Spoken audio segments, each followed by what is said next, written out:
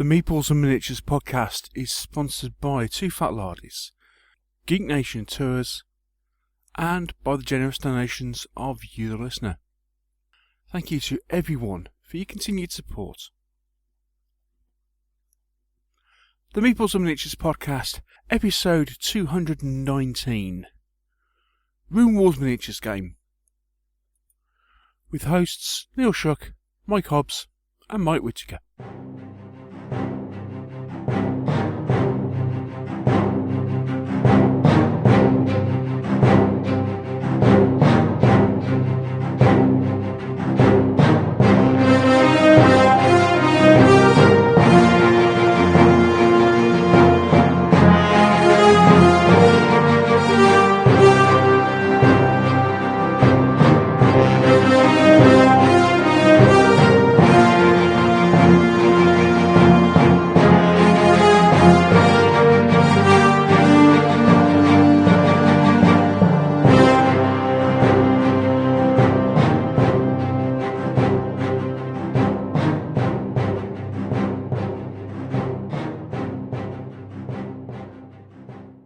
Hello and welcome to another episode of the Meeples and Miniatures podcast. My name is Neil Shuck.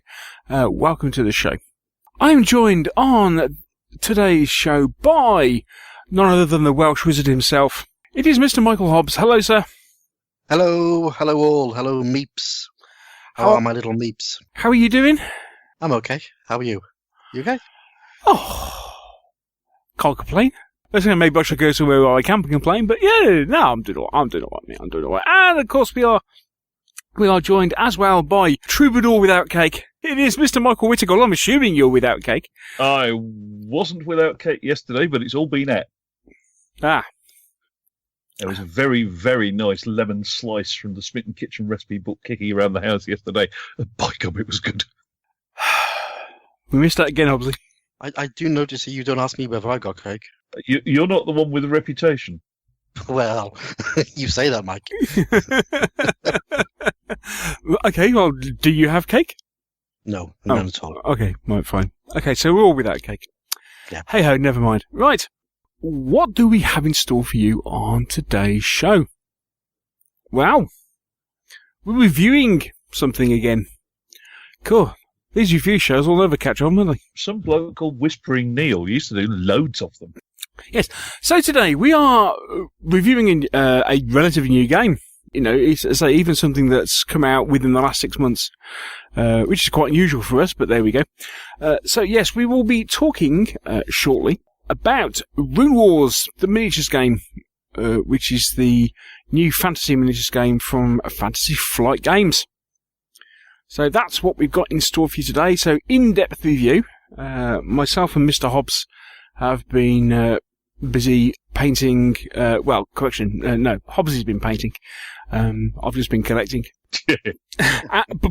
But we have been playing this as well. Why break the habits of a lifetime?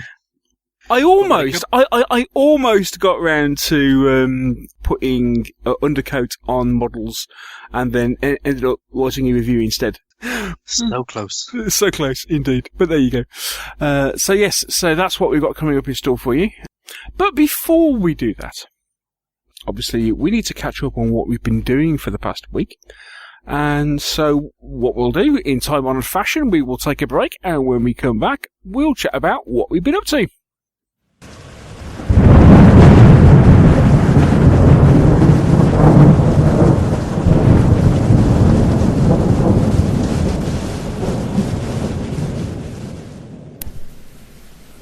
The eagles have gone.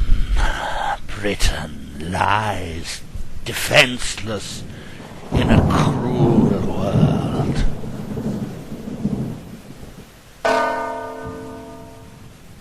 Since the birth of our Lord, it has been 456 years. What sins have we committed to bring this punishment to Britain? I speak, of course, of the Saxons. They came as allies, but now they seek conquest.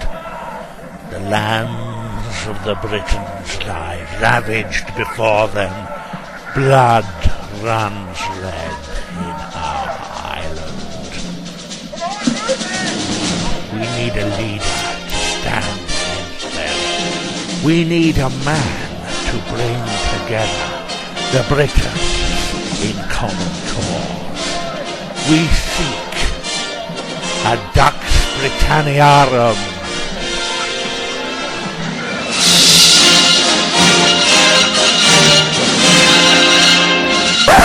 Right, that's enough of that. Dux Britanniarum from Two Fat Lardies. They really are very good.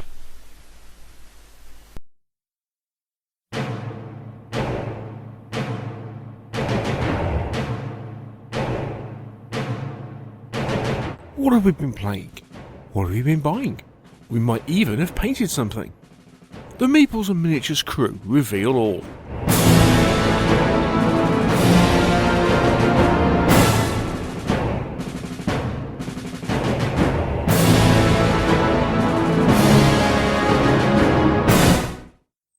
So, what have we been up to in the last few days?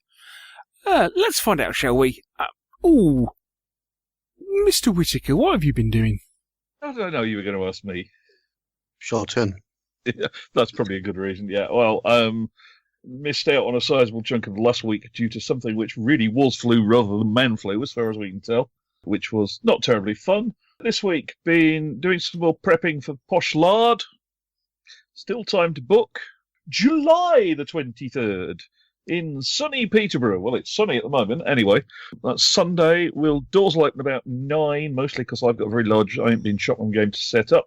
Tim Duckworth is bringing a 15mm shot practice game. The boys from Gravesend are bringing a 1940 France cock, or big cock, I'm not sure which. The fact that they wanted an 11x5 table leads me to suspect it might be big cock.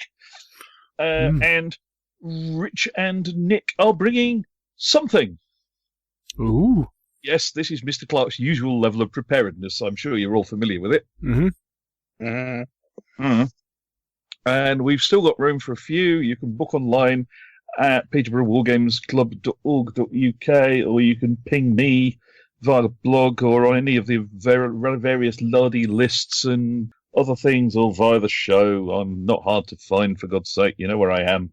If you don't know by now, what have you been doing for the last few years? Sadly, our Saga Iron Man has had to be cancelled.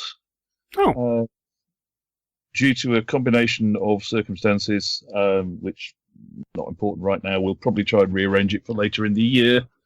But we hadn't had that many sign-ups at the point we cancelled, so it's not that much of a loss. Everybody's necessary has been given a refund, so that's all good and organised. Other than that, had a very interesting Monday down the club. Yes, sounds quite intriguing, sir. Please tell playing something that I have chosen to call for not really. It almost doesn't deserve it, but people seem to think I've perpetrated some sort of brilliance with 2 very small actions. But anyway, I ain't been shot on Lite. Fundamentally, Colin from the club wanted a teaching game for I Ain't Been Shot One. Now, for those of you who've played it at all, your first few games you can't get through in a club night.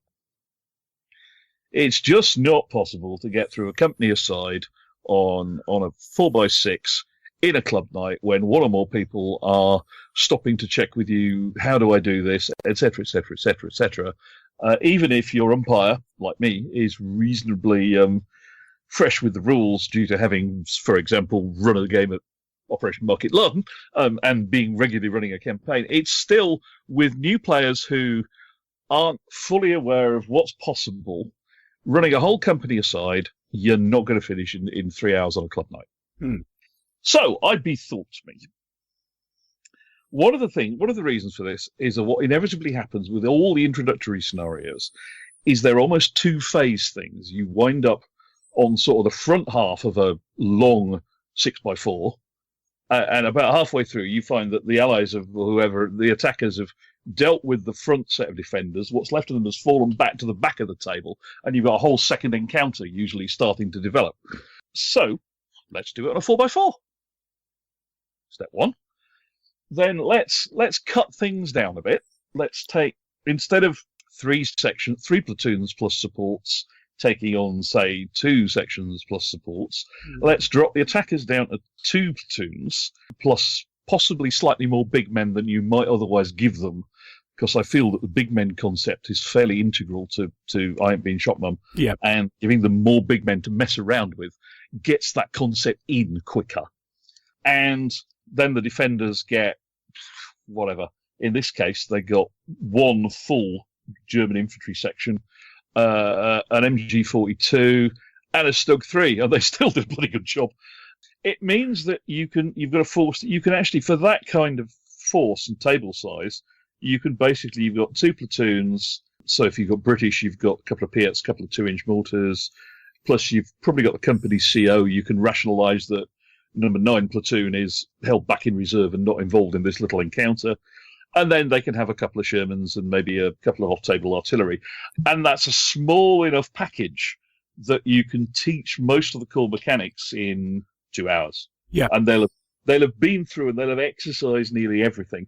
You'll also find, because it's a smaller table, what you do is you set the objective somewhere near the middle. And you'll also find that the opening phases are a bit more cat and mouse, and you teach fairly early on, you start to teach sensible use of dummy blinds to scout. Because if you're sitting there with almost no cover between you and the objective, then you start sneaking blinds around interesting routes to do spotting and calling in your artillery for a dose of smoke and that kind of thing. So, yeah, basically, it's just I Ain't Been Shot Mum on a slightly smaller table with single objective scenarios that have a bit of narrative flow to them, probably slightly more big men and smaller forces. And it worked. Sounds good. We had a cracking little game. Basically, Germans defending a farm in some Bocage territory. We went back to Normandy because Normandy against a couple of British sections, 3 Shermans. By the time we called it at 10:30, we were a bit late starting due to somebody not having the keys, but that's by the by. By the time we called it at 10:30, the Germans had been driven out of one of the 3 farm buildings. They were down to 1 section out of 3. The British had lost most of 1 platoon and 2 of the 3 Shermans. And it was all looking a bit dicey and universally pronounced as being, if we'd had another half an hour, we could probably have finished it to a point where we'd certainly have decided that the British either weren't going to take the rest of the farm, or the Germans were going to quietly retreat under cover of the Stug. So from that point of view, it worked. It seems to work well as a teaching game. I think, and meaning no disrespect to Rich, I can see why the introductory book scenarios start you with just infantry and then add supports. But most of my players are smart enough that you can introduce them to the 3 strands of rules for armour, for artillery, and for infantry in parallel. You don't have to worry about, we're not going to introduce tanks here because they might be hard. As long as you've got an umpire who knows what they're doing, which, hell, if I don't by now, then something's wrong.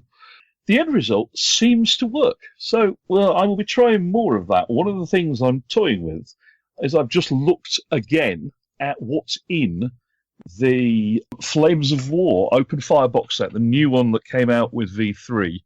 Oh, okay.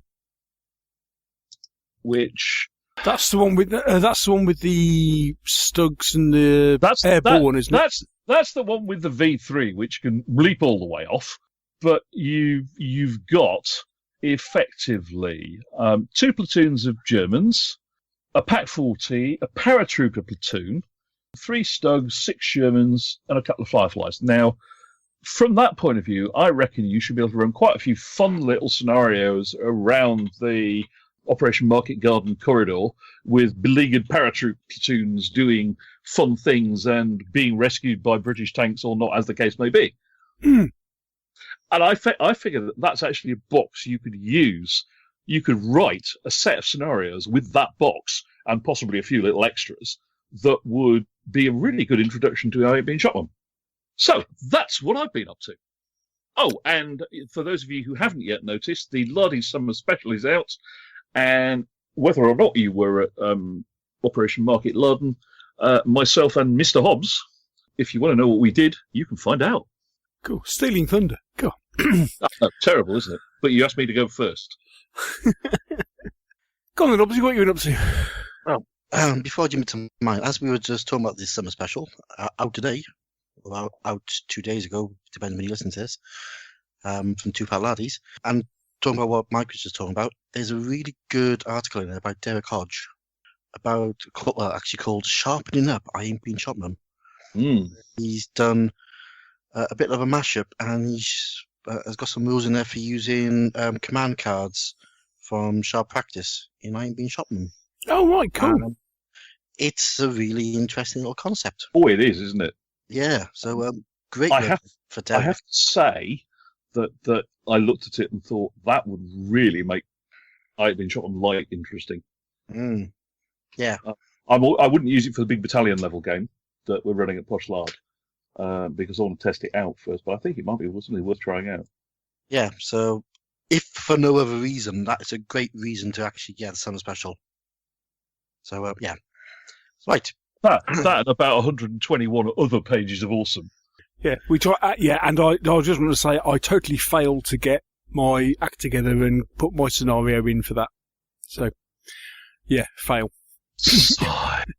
Well, you'll have to pay for yours then. Yeah, I didn't have a map. Just take a photograph of your table. Work for me? Epic fail. Never mind. Never mind. There's always the winter one. Anyhow. Right, what have I been up to? I had a game. I had a game on Thursday. We went to the wargaming capital of Wales, which is in Abergavenny. Cool. And met up with my mate Mark and Matt and Ralph. Came and joined us. That's Matt from Glenbrook Games and Ralph from wherever Ralph works. And we played Conan. And we had a great game. Cool. With some abysmal dice rolling. Really? By all of us. Everybody. Couldn't roll anything, ever. Plus the fact I forgot some of the rules, and I was playing Adratus the Thief, and I was going, what you want to do is let Adratus open the cases, open all the chests, because that's what he does. He's really good. And I completely forget that he had the lockpick thing, which gave him a second dice. So I'm just rolling one dice and completely failing to open the chest. And I'm going, honestly, he's really good. Oh, that hasn't opened. Honestly, he's really good. Oh, that hasn't opened. So I burned through all of my resource on the first turn trying to open a bloody chest, which was empty.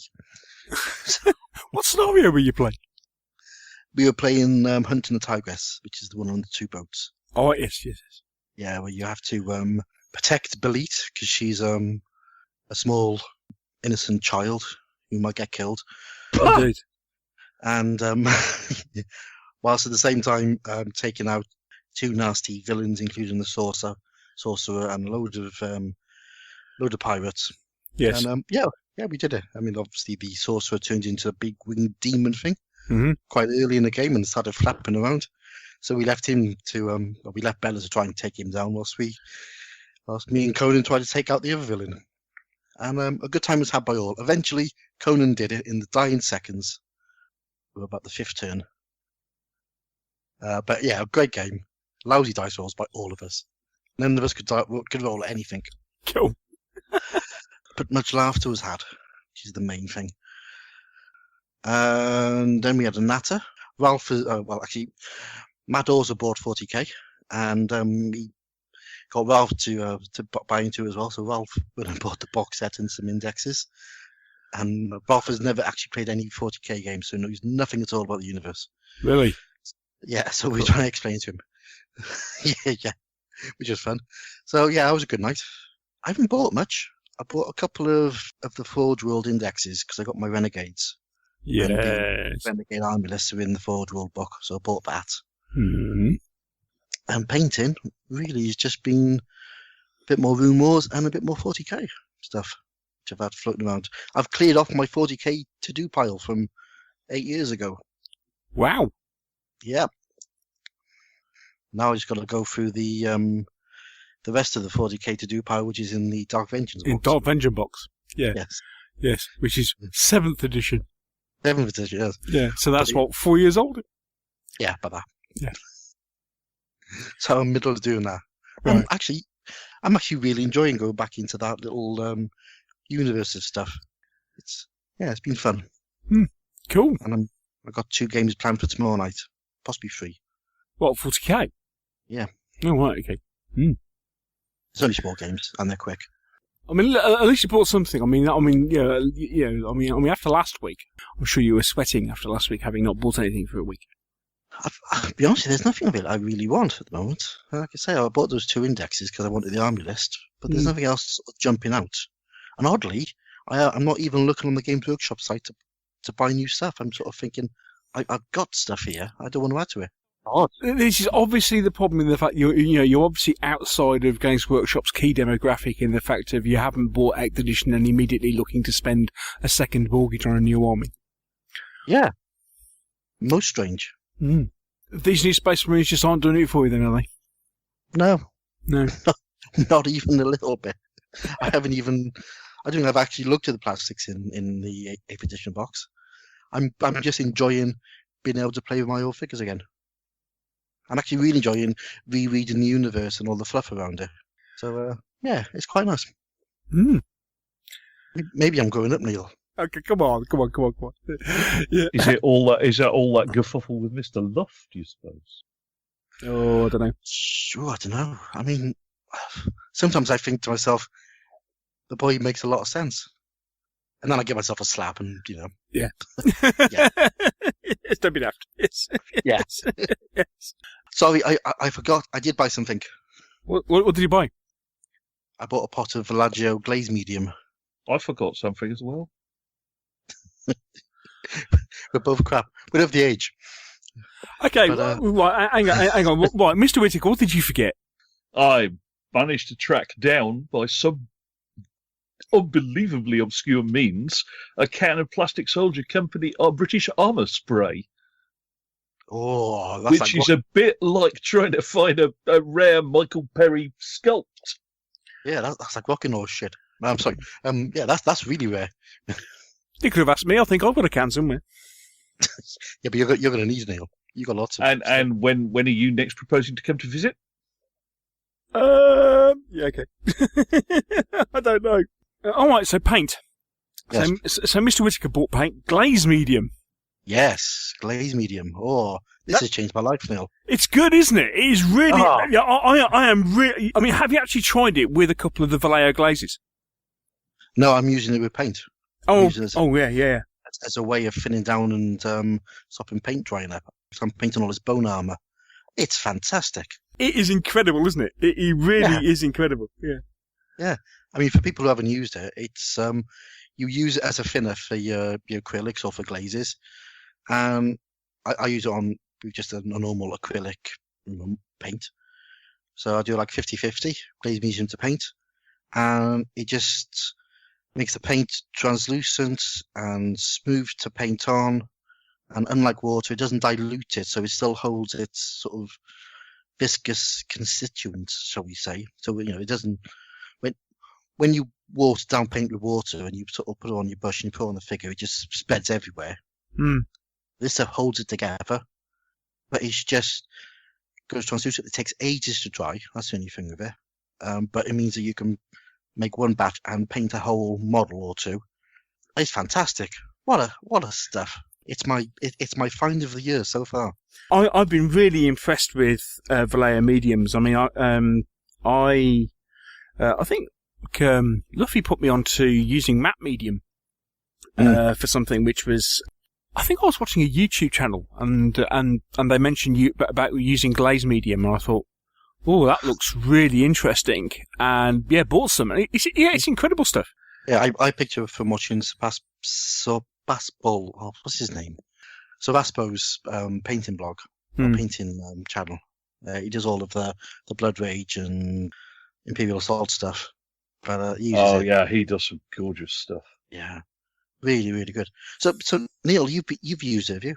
I've not used it extensively, but I have got some because I bought a couple because I was looking at replacements for or potential replacements for GW washes. Because being a big Devil and Mud fan. And I was just looking, how like Luffy swears by Vallejo. So I thought I'd give a couple of their glazes a go. I bought a brown and a black glaze, and they're really weird consistency. These glazes. So it is a case of Well, you they're- have they're to. thick, aren't they? And I thought, oh, that wasn't what I was expecting. But the fact is that you have to thin them down with other mediums. But if you use that glaze with a glaze medium, it works incredibly well. As you say, because you don't get the issue with water, and especially with the fact that obviously at the same time you don't get the issue with surface tension that you do with water. Where, if you put it really thin, obviously you end up potentially in a situation where it starts forming bubbles with the surface tension. You don't get that with glaze medium. I know we've been talking a lot about, and especially you, Mike, have been talking a lot about painting a lot more with washes. I'm almost scared of experimenting with on these Runewars figures, but I mean the undead almost beg for it, don't they? Yeah, definitely. They're the ones to use it on. They're perfect for washes. Yeah. But yeah, no, it's great. I've been really impressed with Vallejo mediums. So I've got the matte medium, the glaze medium. As I say, I bought some of their metal medium. Yeah, I've got some of that as well. Their metal medium, which I've been using on my Planet 4 stuff, and that's incredible. Yeah. So yeah, I mean, Vallejo mediums are they do really revolutionise the way you paint. I'm massively impressed with them. Yeah, really good stuff. Okay, so sorry about that. It's a little bit of a digression. Right. Okay. And I'm actually surprised you've been able to use those mediums. I thought they've only been out for a couple of years. But tish. I've only kind of experimented with them a little bit, but I take your point. I do take your point. Yes. I've been working up to that for the last 5 minutes, Mike. Just guiding him down the alleyway. Right. Okay. So what have I been up to? Well, funny enough, I haven't painted anything, which I suppose adds the extra tish to Mr. Hobbs's last comment. I don't know, it's one of these things of, I want to undercoat all my Runewars stuff. And it's like, well, as soon as I start undercoating it, that means I can't play with it, because then I've got to paint it before I can play with it. Paint it. Why? Sorry, why? Tis a law. Hang on. So it's okay to play with it when it's bare metal or bare plastic, but as soon as you undercoat it, you're not allowed to play with it until you paint it. Where the bleep does that nonsense come from? Mike, honestly, you don't want to go there. That is an alleyway. That's just what? I don't know. What complete wombats is that? Yeah, whatever. Just undercoat a couple, maybe. Yes. Instead of undercoat the whole lot and thinking I've now got a massive, like your 32-man Normans, just do 8. Undercoat them next day. Start painting them when they're finished. Undercoat some more. Yes. So I've been finding other things. I've been finding other things to do other than painting. Have I bought anything this week? No, I haven't bought anything this week. I've not for the lack of trying, although it has turned out that the Q3 Runewars releases are coming a bit later than what was originally anticipated.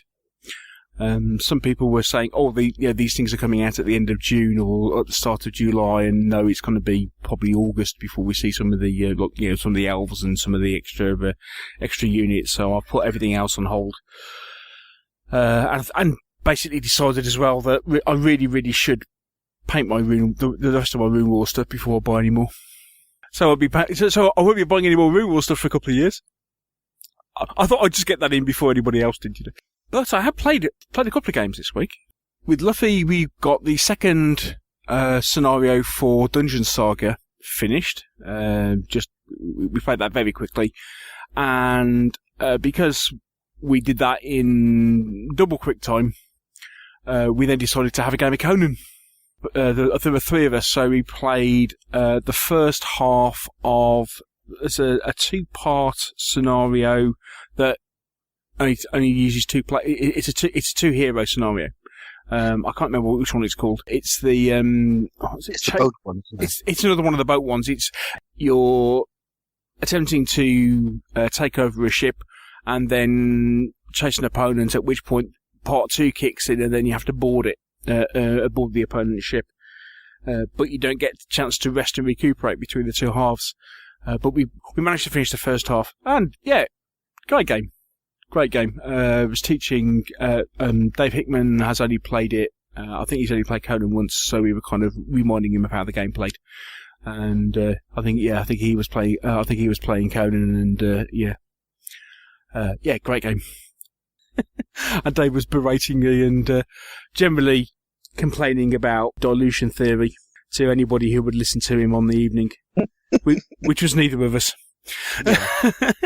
But I kind of took along. I kind of said, "Okay, well, let's play Conan," and I took along all my Conan and looked at it all and thought, "Yeah, there's quite a bit of Conan there." You took it all. Yeah, I just picked up the bag, and I mean, this is a big blue IKEA bag that I've got. You never know what you might need. Well, quite. This is it. You just don't know what you're going to play. They went, "We got all that to play." I said, "Yeah." We're never going to play all that. We're never going to play all that. Oh, dilution theory. Oh, it was terrible. It was terrible. Anyway, so we had a great game of Conan. I do like that game. And then on Sunday, went round Mr. Hickman's and got to play a game of Star Wars Rebellion. Oh, that's a game. That is a game, is it not? I'm so glad you liked it. I tell you, I mean, okay, quick question, Mr. Hobbs. What side did you play? I played the Rebels. Ah, that's interesting, because I played the Imperials, so it'd be interesting to hear.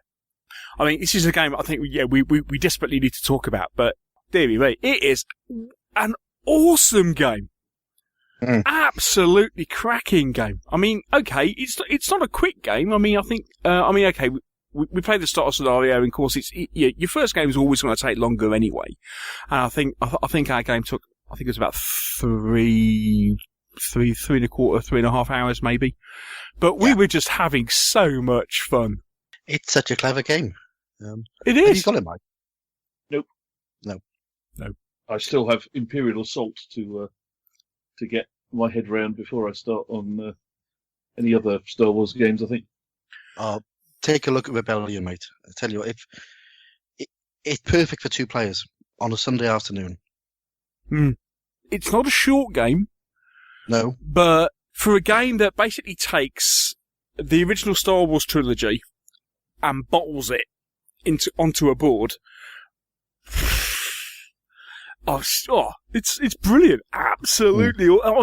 Everything's there. Everything's in it. And some of the way all the card interactivity, all the missions work, and it's really, really clever and really, really narrative.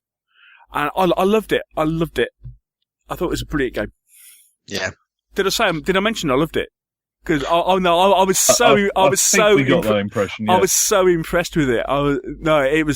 We had so much fun. So much fun. Oh yeah, I'm chomping at the bit to get it out again. And I mean, we played the starter scenario, but you can already see playing with a couple of extra rules. Not only just what extra bits you get, but also the replayability value of it. It's a very asymmetric game, as in I mean, basically each player has a completely different set of victory conditions. I mean, quick question, Mr. Hobbs, did you win as a rebel player? You did. I did. Because I worked out that I was going to get caught. The Imperial player was going to find the Rebel base sooner or later. Yes. So I just loaded up the Imperial base with loads of stuff. So I had very little on the board. Right. Which I'm not sure whether it was the right or wrong way to do it. But, we got to the point where we had 2 turns left. And the Imperial player found the Rebel base. Yeah. At which point, all of my stuff arrives on there, and I thought, "There's no way he's going to hammer through that lot in 2 turns," because I managed to sucker the Death Star off on the other side of the table. Oh, right, okay. So yeah, I basically won by denying him time. But it'd be interesting. We're playing it. Me and Mark are going to play it on Friday, so it'll be interesting to see how that goes. We're going to try the extra stuff that's not in the intro game. That is when I get the rules out and read them again. Yeah, the action cards look really interesting, and of course, then you get different setup and what have you, and it is a really, really good game. And fun enough, I think we're going to review it and do a proper review. Yeah, definitely. But no, it's cracking game. Can't wait to play that again. Really, really, really glad. Thank you, Mr. Hickman. Thank you for buying that game. Yeah, I think he's already looking at. I suppose he's going to have to buy the expansion. Yeah. Is that out yet? No, not yet. Not yet. Q3, isn't it? It's a Q3. Oh, okay. Looking at the artwork, it's based on Rogue One, but it'd be interesting to see what they add to it. But, if you mean Rise of Empire, there's people letting you pre-order it already. So. Oh, it can't be far away then. Cool, but no, great game. And that's about it. Yeah, haven't done anything else. Me done. Awesome. In which case, I guess it's on to the review. Indeed. In which you guys get to talk about the game, and I get to play Sir Hasn't Played This Game Yet. Yes. Mr. Whittaker interrogates us all about Runewars Miniatures Game. After this break. The nation is vast.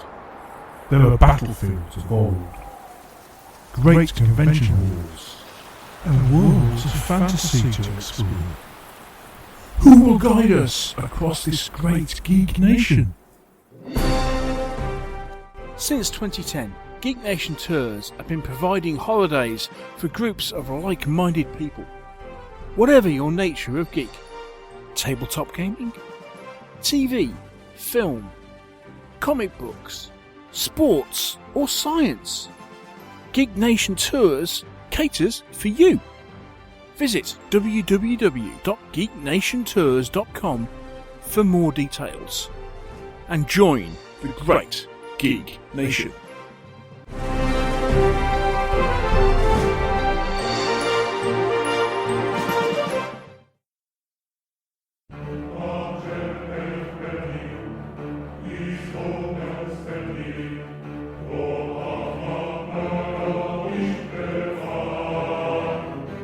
It's time to go into the rules. It's the Meeples and Miniatures in-depth review. We go deep. Really deep. No, I mean really, really deep.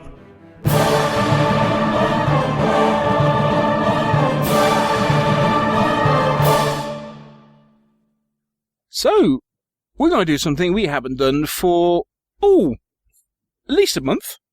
And we're going to do an in-depth review. And this is also a relatively new game. And definitely new in the fact that I think those of us who bought it only purchased it in the last couple of months and have only played it in the last couple of weeks, or in one case, the last couple of days. Or in one case, not at all. Yeah. This is odd for us. We normally give it a good 5 years before we get around to doing a proper review. You know? So, yeah, I mean, you guys have been sort of going on about it in passing for the last quite a while, actually, since it's sort of been looming on the horizon. I've just sort of gone, yeah, whatever. Which leaves me in the slightly awkward position going, Neil, what the heck is Runewars? We're talking about the Runewars Miniatures Game, which I believe it was announced at Gen Con last year during the Fantasy Flight in-flight report. That was it. So that was when it was announced. The box set came out, March, April? March. In April, yeah. No, yeah. Back in April. No, yeah, it might have been right at the start, end of March, right at the start of April, because I did actually end up picking up a second box set at Salute. I do seem to remember. But we are getting ahead of ourselves just slightly. Yes, so we are talking about Runewars Miniatures Game. This is the first mass battle game of Fantasy Flight Games. It is interesting that this is one of the games that they have announced since they parted company with Games Workshop. I don't know if those two things are related, because they're now stepping into miniature wargaming territory, which they haven't done before. So this is kind of, X-Wing was, I don't think X-Wing was ever really described as a miniatures wargame. I think it was described kind of as a miniatures game, but I don't think it's ever been described as a miniatures wargame. So this is almost a first for Fantasy Flight Games. Interesting in itself. So what's Imperial Assault in skirmish mode then? It's a board game, mate. That's just a board game that you're playing, It's a board game with miniatures. There is a Yeah. there is now technically there is a subtle difference. Yeah. What, you mean if you're on a pledge not to buy wargaming stuff, you can still buy Imperial Assault? Yeah. Oh yeah, definitely. Right, okay. Yeah. Glad now we're clear. So, Runewars, it's apparently a miniatures wargame. It is About what? about what? Okay, right now. It's a fantasy miniatures wargame. It is based in the world of Terrinoth. Now, Terrinoth is a world that Fantasy Flight have actually been running with for some time.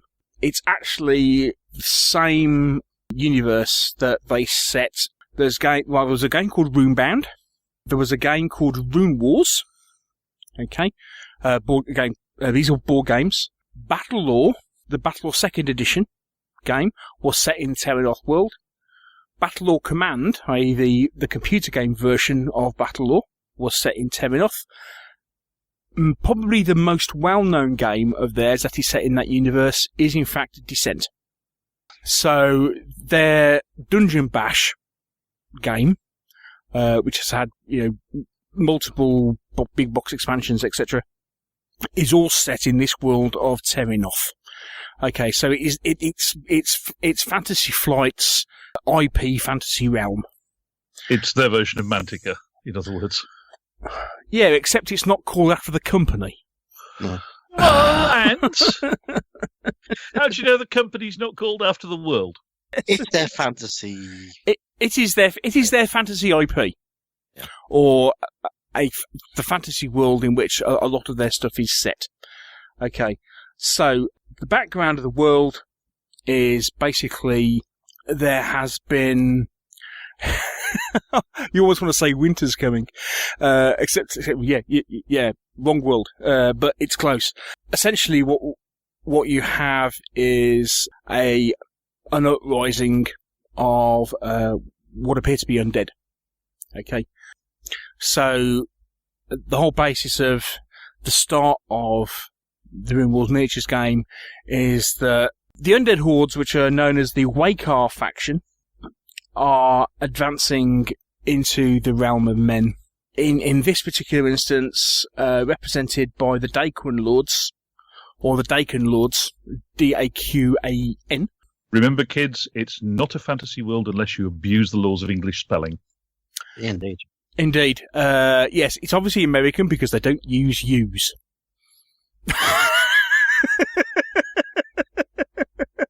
There's a distinct lack of U's in these names. It has to be said.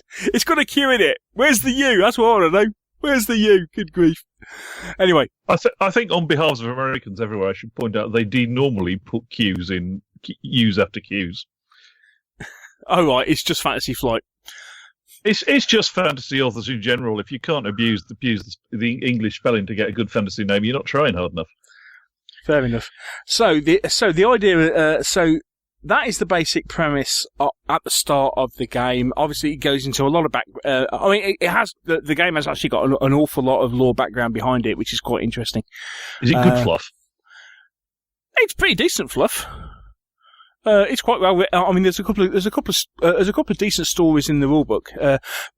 It is interesting that in this game, and we'll come on to it, is that this game comes with 3 books. It comes with the starter rules, the kind of, for want of a better phrase, the main rules, which is like a rules glossary, and then they have a lore book.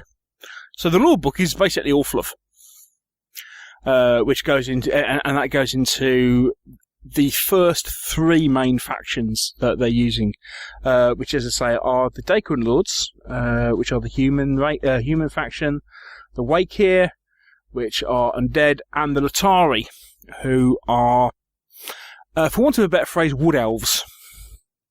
Okay, you can tell they're wood elves because they have tree men. I mean, yeah, they could just be like normal elves, but I'm taking them as being like wood elves, just in case they end up with another race. We do kind of know, or they have hinted, and we've seen from other races that they've had in the other games, that there is a demonic faction, which is hinted may or may not be the next faction in the game. They also have dwarves, and they also have orcs. So, and that's kind of vaguely what we know about. So that's basically where it's set. Peachy Keen. Okay, so it's a skirmish miniatures game. How big? How many miniatures? Wow. Table size? That kind of thing. Okay. Wow. Well, if I buy this, what do I need? The dining room table? One of the club's tables? Well, there are two ways you can play the game. Okay. I'm glad you asked that moment. Indeed, yes. There are two ways you can play the game, right? And this may ring a bell with people who played other miniatures games, which aren't miniatures war games, honest, from Fantasy Flight Stables. You can play it as a skirmish game on a 3x3, or you can play it as the standard game, as the game is actually intended. Which, of course, because it's a fantasy game and it's a big battle game, you'd expect it to be played on a 6x4, wouldn't you? Except for some reason, Fantasy Flight decided to play it on a 6x3. I think maybe because that's the table size they use for large scale Armada, and also for if you want to play what's it called? Is it the cinematic or the big version of X-Wing, where you use the big ships? They all occur on 6x3s, not 6x4s. So it's interesting in the fact that they've chosen to go with a 6x3 as opposed to a 6x4 table. It's actually quite logical, I think, because they know that in this game you have cards for the units and upgrades and dice and counters and stuff. So they essentially say, well, if we have a 6x4, which is a standard table, and we put a 6x3 in the middle of it, each player's got 6 inches at the bottom off table where they can put all their stuff. I don't know. There he goes, being all logical again. But it makes a lot of sense. Actually, yeah. It does make an awful lot of sense. Yeah. Although there is, of course, the point that the standard trestle table is 6x2'6". Yeah, okay. Yes, they don't take trestle tables into account. They look at it and go, everyone's got 6x4s. Game size, okay. One of the reasons they turn around and say, okay, you can play a skirmish game using a 3x3, that actually means the game is playable straight out of the box. The starter box comes with 3 units and a hero. Okay, well, actually, it's 2 units, a monster, and a hero. Okay. For each side. For each side, yes.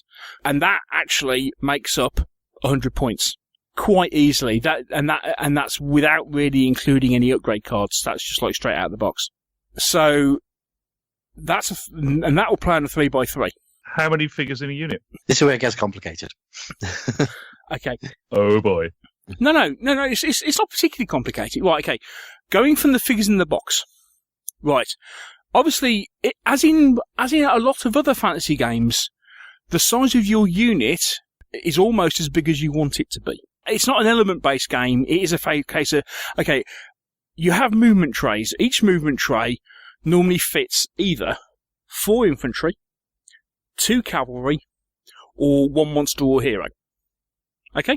Units are usually made up of either 2, 4, 6, or 9 movement trays. So, in the base game, you have a unit which is made up of 4 trays of spearmen. That's 16 infantry. You have a unit of 2 trays of cavalry, which is 4 cavalry miniatures. You have a monster, which is a rune golem, and then you have a hero. On the undead side, you have a hero. You have a monster, which is a carrion lancer. It's basically a skeleton riding a very large worm, which looks a little bit like a carrion crawler, but we won't go there. You have a unit of 16 what are called reanimates. They're basically undead warriors. And then you have a unit of 8 archers.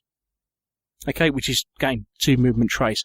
So depending on your unit type, you have a variable number of figures you can use.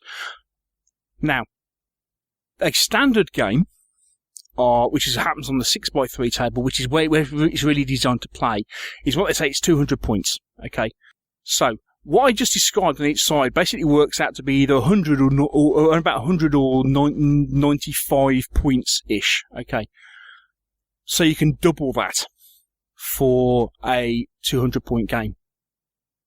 Yeah? Which means you either take larger units. Interestingly, what it happens is that if you build bigger units, they take advantages, but they also cost less. So you can either have lots of small units or smaller amounts of bigger units for those 200 points. And that is part of where, I mean, you know, as in any other miniatures game, that's part of where the whole army building aspect comes into it.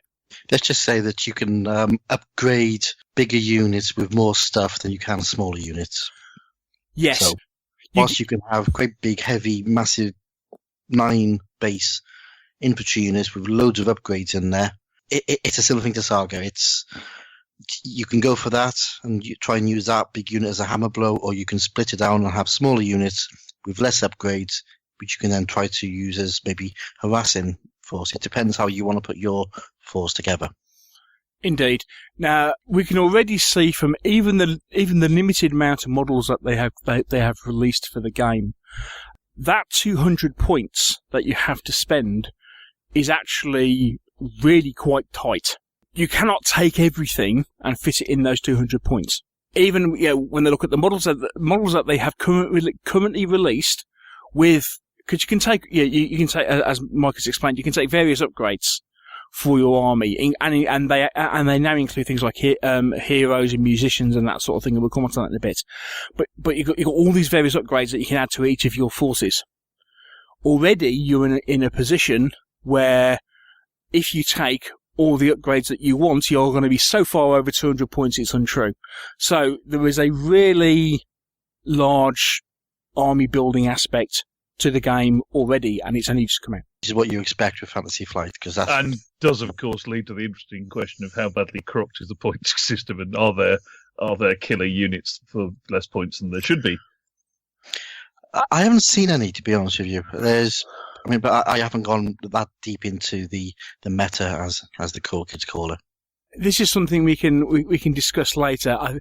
There have been a lot of discussions, and it's really interesting to see on some of the discussions. It's interesting to see the people who are used to playing miniatures games and those who are not, shall we say. But this is something to discuss later. But there are discussions already about certain heroes or certain units that may be a bit OP. The general consensus is that humans are easier to play than undead because undead demand more synergy to act together.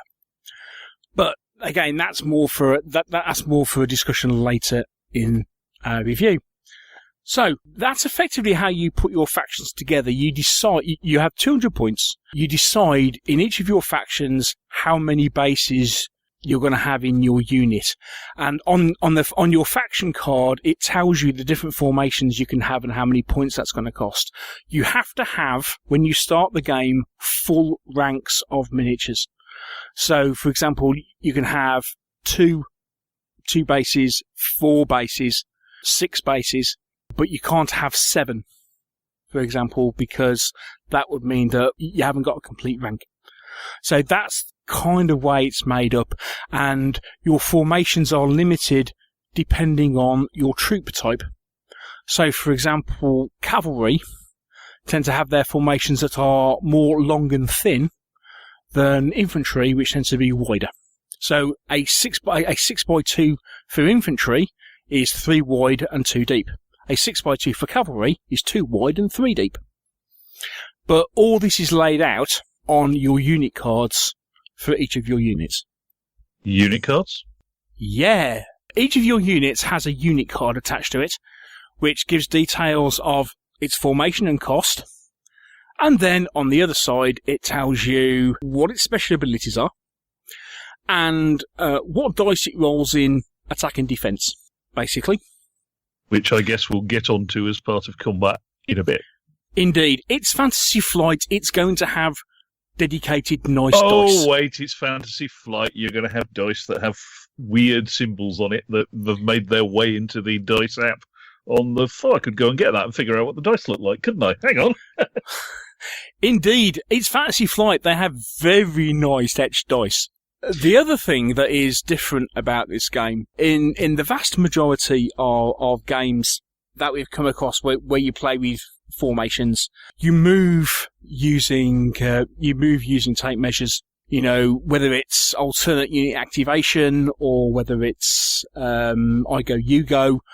You know, you come to your unit and at that point you decide what you're going to do with it. And this is the one thing that really appealed to me about this game when it first came out, because the other thing that is different about this are unit dials. And that's unit dials and think of these in the same way as if you're playing X-Wing. Unit dials give you orders for each of your units, and depending on the type of order that you're allocating to them, they can also have a bonus that can be allocated to them. So each unit will have a unit dial, which will allow you to allocate it a certain number of orders. Those manoeuvres are different depending upon the unit. Each of those orders also has an initiative value, which again is different depending on the unit that is being issued that order, because some units are quicker than others at doing certain things. It's not a traditional I go, you go, or alternate unit activation system. It works on order dials in the same way that X-Wing has done. But more of that in a second. Essentially, what we've got here is a 28mm tabletop fantasy game, which has blocks of units. And they're activated by using these lovely little unit dials. That's essentially it. That's 30 seconds too long didn't read. You see, I could have said that, except I spent the last 10 minutes saying that. Then So it wouldn't be Meeples. Oh gosh no. As I may have just said in said in something I was writing for Wargame Soldier to Saturday, we can talk for England. Yeah, indeed. So, shall we move on? Yeah, please do. Turn sequence, and when we get on to activation, could you take pity on those of our listeners who haven't actually played X-Wing and give a quick overview of how that works? Because I'm one of them. Yeah, no problem. Oh right, okay. So sorry. Okay, so turn sequence is nice and simple. Most games last for 8 turns. You have a little dial with a number cut out of it, and on turn 1, it will be showing the number 1. And once you've finished turn 1, the active player turns it to 2 and then hands it to the other player, and that player has the initiative. So whoever has the initiative has the dial. So we'll come on to how scenarios are all put together later on. But essentially, the turn sequence is really simple. You have the command phase, first of all. Oh, actually, no, there's one other thing that's done before the turn starts, and that is you chuck 5 markers in the air and wait and let them fall to the floor. You cast your runes, mate. Come on. What is this thing with Fantasy Flight, this world, and runes? Yes, they like their runes. It's all part of the fluff. That's all I'm going to say. So we have magic built into the game, and the winds of magic flow at different rates throughout the universe. Essentially, you've got five 2-sided cardboard tokens with different symbols on either side, and you chuck them up in the air, and wherever they fall, you put them to one side, and those become. Think of it as a magical resource that either player can use for his figures at points. So you do that before you start. Then you go on to the command phase. And in the command phase, for each unit you have on the table, you will have a command dial that Neil has mentioned. You decide what orders you want to give to that unit, and you put the command dial behind the unit on the table, so you know exactly which command dial is for which one. Obviously, it's facing you, so your opponent can't see it. All they see is the other side. So they know that the command dial is for the infantry or for the cavalry because they'll have a picture of infantry or cavalry or whatever else on the front. So they know that you haven't mixed up your command dials. So you put them down. And then it moves straight into the activation phase. So this is where we probably need to do a little bit of explanation. On these command dials, there's 2 dials. You've got your action dial on the left and you've got your modifier dial on the right. On the action dial, you will have some symbols, and next to each symbol will be a number, which is the initiative level. And initiative goes from 1 up to 9 or 10 or whatever it is. And each of these different symbols will have a different initiative level. So, for example, if we look at one of them, it may have a move of 2 points at initiative level 4, or a move of 3 points at initiative level 5. It may have something called a shift, which allows you to move the base one forward, backwards, or to the side. That may be initiative, say, 6. You may have combat at, say, 7. Or you may have a combat with 3. So basically, you decide which action you want to do, and the number next to it is the initiative level. So as the turn goes forward, you basically start at 1 and go, right, anybody got actions at point 1? Yes or no? If you have, you turn the dial forward, or you show the dial to your opponent, and you carry out that maneuver. You then go to 2s, 3s, 4s, and all forward. If both sides have got units moving on the same initiative point, then the player who has the initiative, i.e. that little dial we spoke of earlier, gets to activate one of his first, carries out activation, goes to your opponent, they do 1, and then back and forth until you finish that initiative point. Simples, eh? You've also got the modifier dial on this command dial. And the modifier dial basically allows you to tweak the movement. So say I chose to do a movement 3. That is a straightforward move directly forward, 3 points. I'll come on to how the moves are carried out in a bit. But basically, you move forward, directly forward, and that's that. But on the modifier dial, you may have things like which allow you to turn at -1. So instead of doing a 3-point move forward, you can now do a 2-point move to the left or to the right. Or it may have a wheel, which basically allows you to make a 90-degree turn, and that might be a -2 modifier.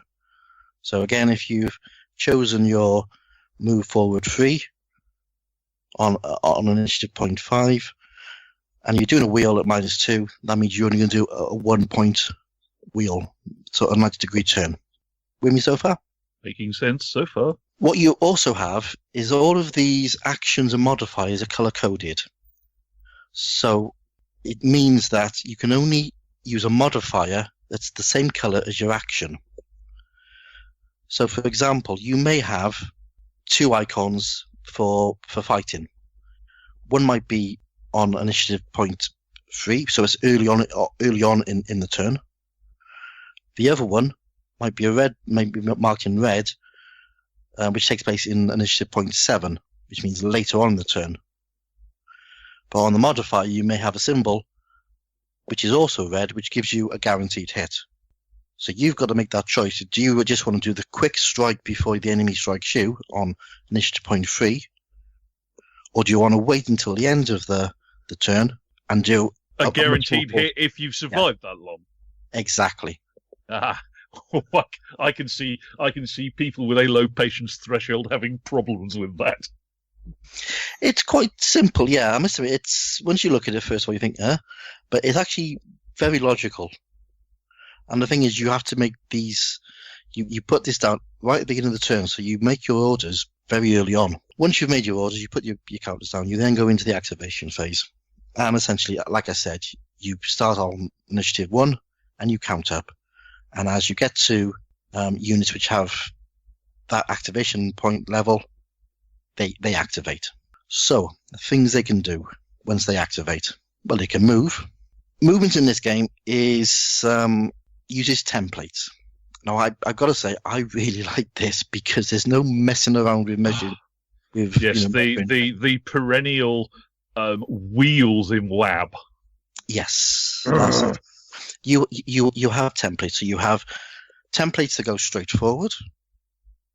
You have templates that go 60 degrees or 30 degrees to left or right, and you have templates which go 90 degrees to left or right, all at different sizes. Essentially, the base width that we spoke of early on is the movement point. So if you move forward 3, you're essentially moving 3 base widths forward. If you're moving to the side, then you're moving 2 bases forward at a sort of 60-degree angle. The way it works is you put the template next to the front of the unit. It's got a little marker which says here, so you line that up to the front of the unit, and then you move your bases around the template until it gets to the end. And there's a little cutout which says that's where you stop. If you hit anything on the way, you basically stop. If it's an enemy, then you've made contact. Now, if you haven't declared a charge move on your modifier, you take what's called a panic token. You were moving forward, you weren't expecting to be in combat, and you managed to hit the enemy because he's moved in front of you on his move. So you take a panic token. Likewise, if you declared a charge and you miss the enemy, you also take a panic token because you're all G'd up to go into combat and you've just basically run into the enemy and he's moved to the side. Which way did he go? Which way did he go? Yes. Yes. So what do you do with these panic tokens then, or do we save that for later? We'll save that for later. That all comes in well. So that's movements. Again, it's template based. If anyone's played X-Wing, you'll know the way it works. But essentially, it takes away all of the gaminess that I have seen, and we've probably all seen in multiple different games which use blocks and figures. Equally, if you played Sails of Glory or Wings of War. Yes, exactly the same. Yeah, it's that sort of thing. So that's movement. You also have, obviously, there's terrain on the table. So if you're moving and you hit an object, you basically stop, and then next turn you basically have to move around. So you can spin around and move back and then try and get past it. If you're moving forward and there's a great big hill there, you need to take that into consideration before you go charging forward. If you It's a certain amount of sense. Yeah. If you go through your own units, as long as you can clear them, you can do that. But essentially, as soon as you hit an enemy unit, so say you want to charge, you give your order to charge, you move forward, you're trying to make base contact with that enemy. Once you make base contact, you line up, and then you move down so one of your bases is directly in front of one of the enemy bases.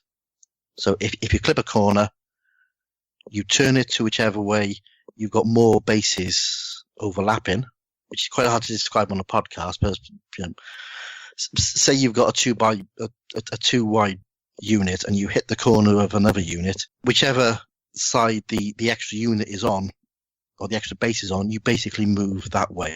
Yeah. It can basically decide whether you hit the front or the flank of a unit. Yeah, exactly. Yeah. So you basically hit and then square up and then make sure everything looks neat. Combat. Right. As we mentioned, there are dice. There are Fantasy Flight, lovely coloured dice. You have red D8s, you have blue D8s, and you have white D12s. On your unit card, it will tell you the number of dice that you use in combat. So, for example, a sort of human spearman in combat will use one red dice and one blue dice. That's all the dice you roll. Unless you're going on the side, then you can take another dice and you roll them. And the dice have various symbols. Essentially, you have ones which show it's a hit. You have ones which show that it's going to cause a morale point. And you have what are called surges. Those are in Imperial. Surges are a concept in Imperial Assault as well. Yeah, it's in most of the Fantasy Flight games. You roll your dice and you times that by the number of bases that you've got, which are in direct contact or on the same frontage as the unit in touching the enemy. So if you've got 2x1 against the 1x1, you times by 2. If you've got 3x1 against a 1x1, they're all on the same frontage, so you times by 3. So that means that the more bases you got on the frontage gives you more damage against the enemy. Similar thing with range attacks. You basically count the number of bases wide. Now, what you also can do is when you're rolling your dice is if you've got a complete rank behind your first rank, you can re-roll any of your combat dice. If you've only got a partial bases behind you, you can re-roll one dice.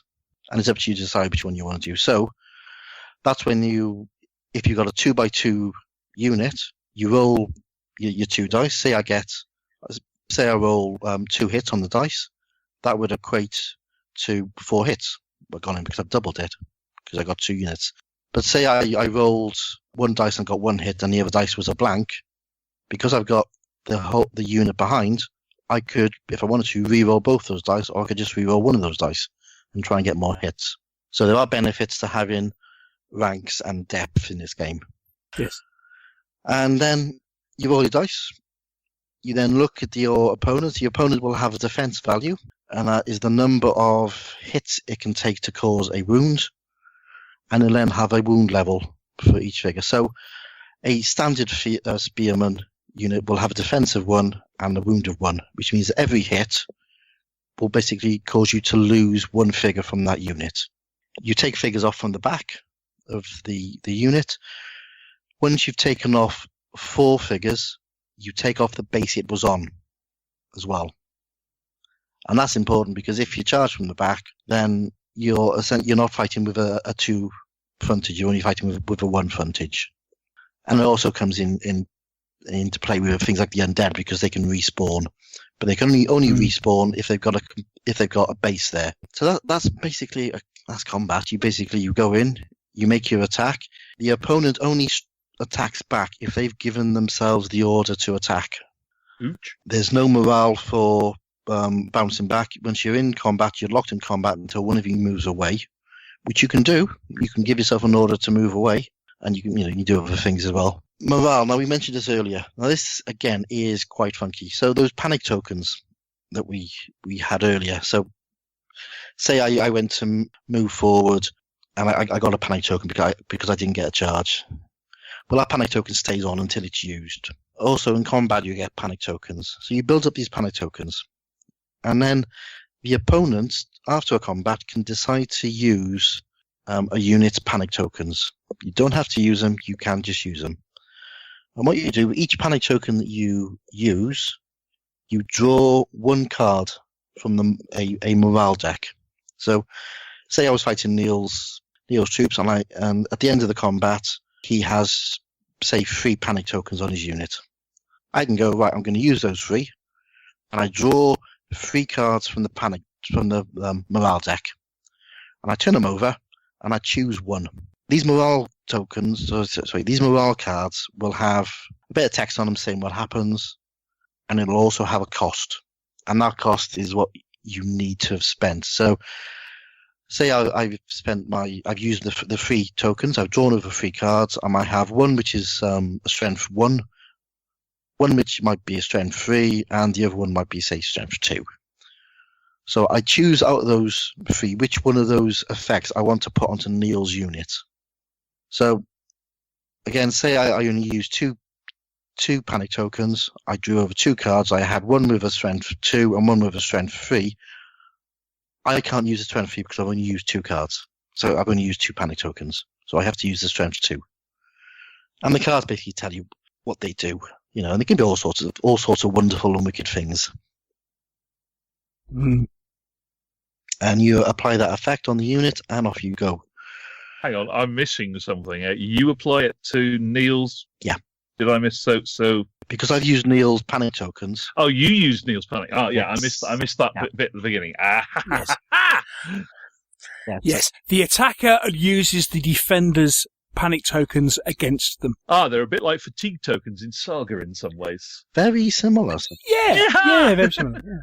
There's other things which are in there. So you've got things which are called boons and banes, which we'll just touch on quickly. So you've got boons, which are there's only one which is called inspiration. These are things which come on due to special abilities on each unit. So these surges we mentioned earlier, which we can roll in combat.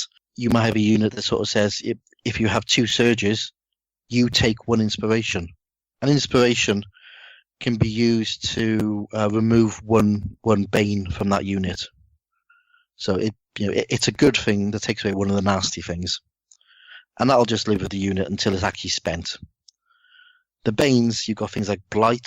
Each blight token a unit has, the opponent can spend that token before dice are rolled in combat, and the attacker removes one dice of its choice. So an attack. Yeah, they're really nasty. Yeah. And they're good at. Yeah, you got immobilize, which if you declare a charge or a march or a shift, the opponent can the action is cancelled and the activation phase proceeds. You got panic ones, which we've spoken about. They are used in morale. And you got stun, which means that when a unit reveals his command tool, the opponent can spend that token to cancel the effect of the modifier. And the unit then just activates the action. So, say you had an action to move forward 3 and you had a modifier to charge, you can use the stun and say, right, you're not doing the charge, you're just going to do a straightforward move 3, which means they move up into contact and it's automatically a panic token. Yeah. Ah, And can't attack because they haven't charged. Yeah. nice. Yeah, lots of little things like that in there. As you would expect, again, with Fantasy Flight, the rules are pretty simple. I mean, combat is really, really simple. Roll some dice and count up the number of hits, times that by the number of units in, number of bases. Not like we've seen that mechanism ever before in any Fantasy Flight game ever. No, that's why. But why give up on a good thing?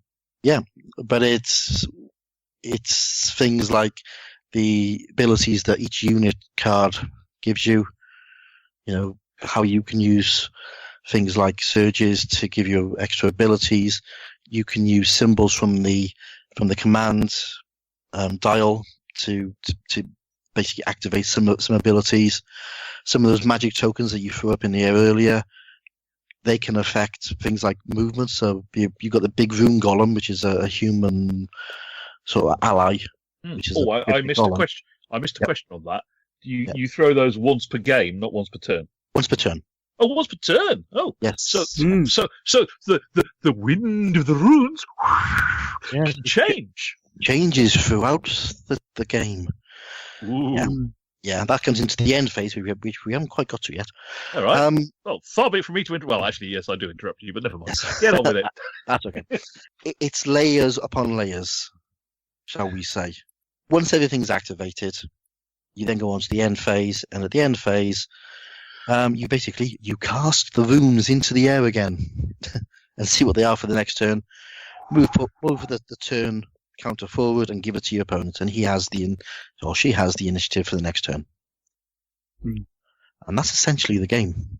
It sounds. I'm trying to figure out how to describe it. There's elements of X-Wing, Wings of Glory, Sails of Glory in that slightly constrained movement process that move it just that little step away from something like Kings of War or Saga, where the movement is essentially fairly freeform. Yeah. And it also, as I think you said very early on, it's very much you will need these figures and these units to play this game, because I mean, in some ways, it's like quite a lot of fantasy games in that it's structured around the background and the products, but it feels a bit more so. And certainly compared to any historical skirmish wargaming system, it seems very tied to the IP. Oh yeah, definitely. Oh, very much so. Yeah. I'm not saying that's a bad thing. I'm just saying it is. Yeah. It's definitely that. I mean, even such things like the unit dial. So each unit you have on the table, you need to have a unit dial for. Now, in the base game, you get one for each unit. So if you double up, like me and Neil have done, we've now got, say, 8 bases worth of spearmen, and we got 2 command dials. So we could do two units of 4. We could do 1 unit of 6 and a unit of 2. But we couldn't do a unit of 9. Well, actually, we could do a unit of 9, because in the unit of 9, you can actually include one of the golems as almost like a hero part of that. It's on the upgrade cards, which we haven't really talked about much. No. It's probably a good time to chat about the upgrade cards, because they do make a bit of a difference to how the game plays. Let's chat about the upgrade cards then. This is where the army building, and this is where this is where the difference comes in. And again, this is the one thing that again makes it stand apart from stand apart in certain ways from your run-of-the-mill fantasy game. Although we have seen this before in a lot of other fantasy games, where basically different units, if you pay an extra number of points, they can do different things. We've seen that in Warhammer or what have you. Depending on your unit size, it allows you to take certain types of upgrade cards. And these upgrade cards are worth a certain number of points, depending on the upgrade card, and will allow you to do different things. Now, that's anything from giving you a reroll of dice to making sure that it will give you, maybe a special ability in combat, or you can even do things like you can start adding different types of another unit to the one you already have. So, for example, as we were talking about, it is with the spearmen, and it's the same with the undead. If you have a unit of 8, you can apply an upgrade card, and you can get a monster to join your unit to make it a unit of 9, and that's classed as an upgrade. So it effectively means that you get a hero joining your unit. In the base game, and this is one of the things, if you only buy one base game, okay, you have upgrade cards which are specific to each faction, and then you have a set of general upgrade cards, but you only have one set of those. And if you only buy one standard box set, you basically have to effectively divide that up between the two of you if you're producing an army. However, if you buy 2 box sets, it means you have a set of standard upgrade cards each. Gee, how many games have we said about recently you really want 2 sets? Again, this is something we'll come on to, but I mean, it makes so much logical sense and actually economic sense to buy 2 base sets. But that goes right back to, if you buy an X-Wing, for example, who buys just one base set of X-Wing? You buy 2. Because you can't, because if you want to play a base game, you play with 2 X-Wings, 4 TIE fighters, and 2 sets of, so you have double the amount of movement trays, double movement templates, double the amounts of dice, etc. We'll come back to that in a minute. Obviously, we're already talking about, we're seeing unit upgrades coming out. Extra trays that you can add to your army, or even extra models you can add to your units, and even starting to see new units coming out, and we'll soon see a new army coming out as well. Each of those upgrades includes a set of upgrade cards. Some of which are general, some of which are specific to that army. So it's exactly the same way as you'll see if you buy X-Wing. I mean, again, it's the same sort of sales idea that we've seen with X-Wing. In the fact of you buy X-Wing, you buy a ship for X-Wing, you get the ship, you get all the stuff to play that ship, and you also get a set of upgrade cards. There are arguments out there as opposed to whether it's going to be exactly the same as X-Wing. I mean, X-Wing's got to the point where some people will buy a ship, not to get to the ship, but to get a particular upgrade card so they can play it in a tournament. Whether or not Runewars is going to go down that way, I don't know. But, as I say, that's the way it currently plans. So, when you buy an upgrade pack, you get the miniature, everything you need to play that unit or that upgrade, and you get a set of upgrade cards. Yeah.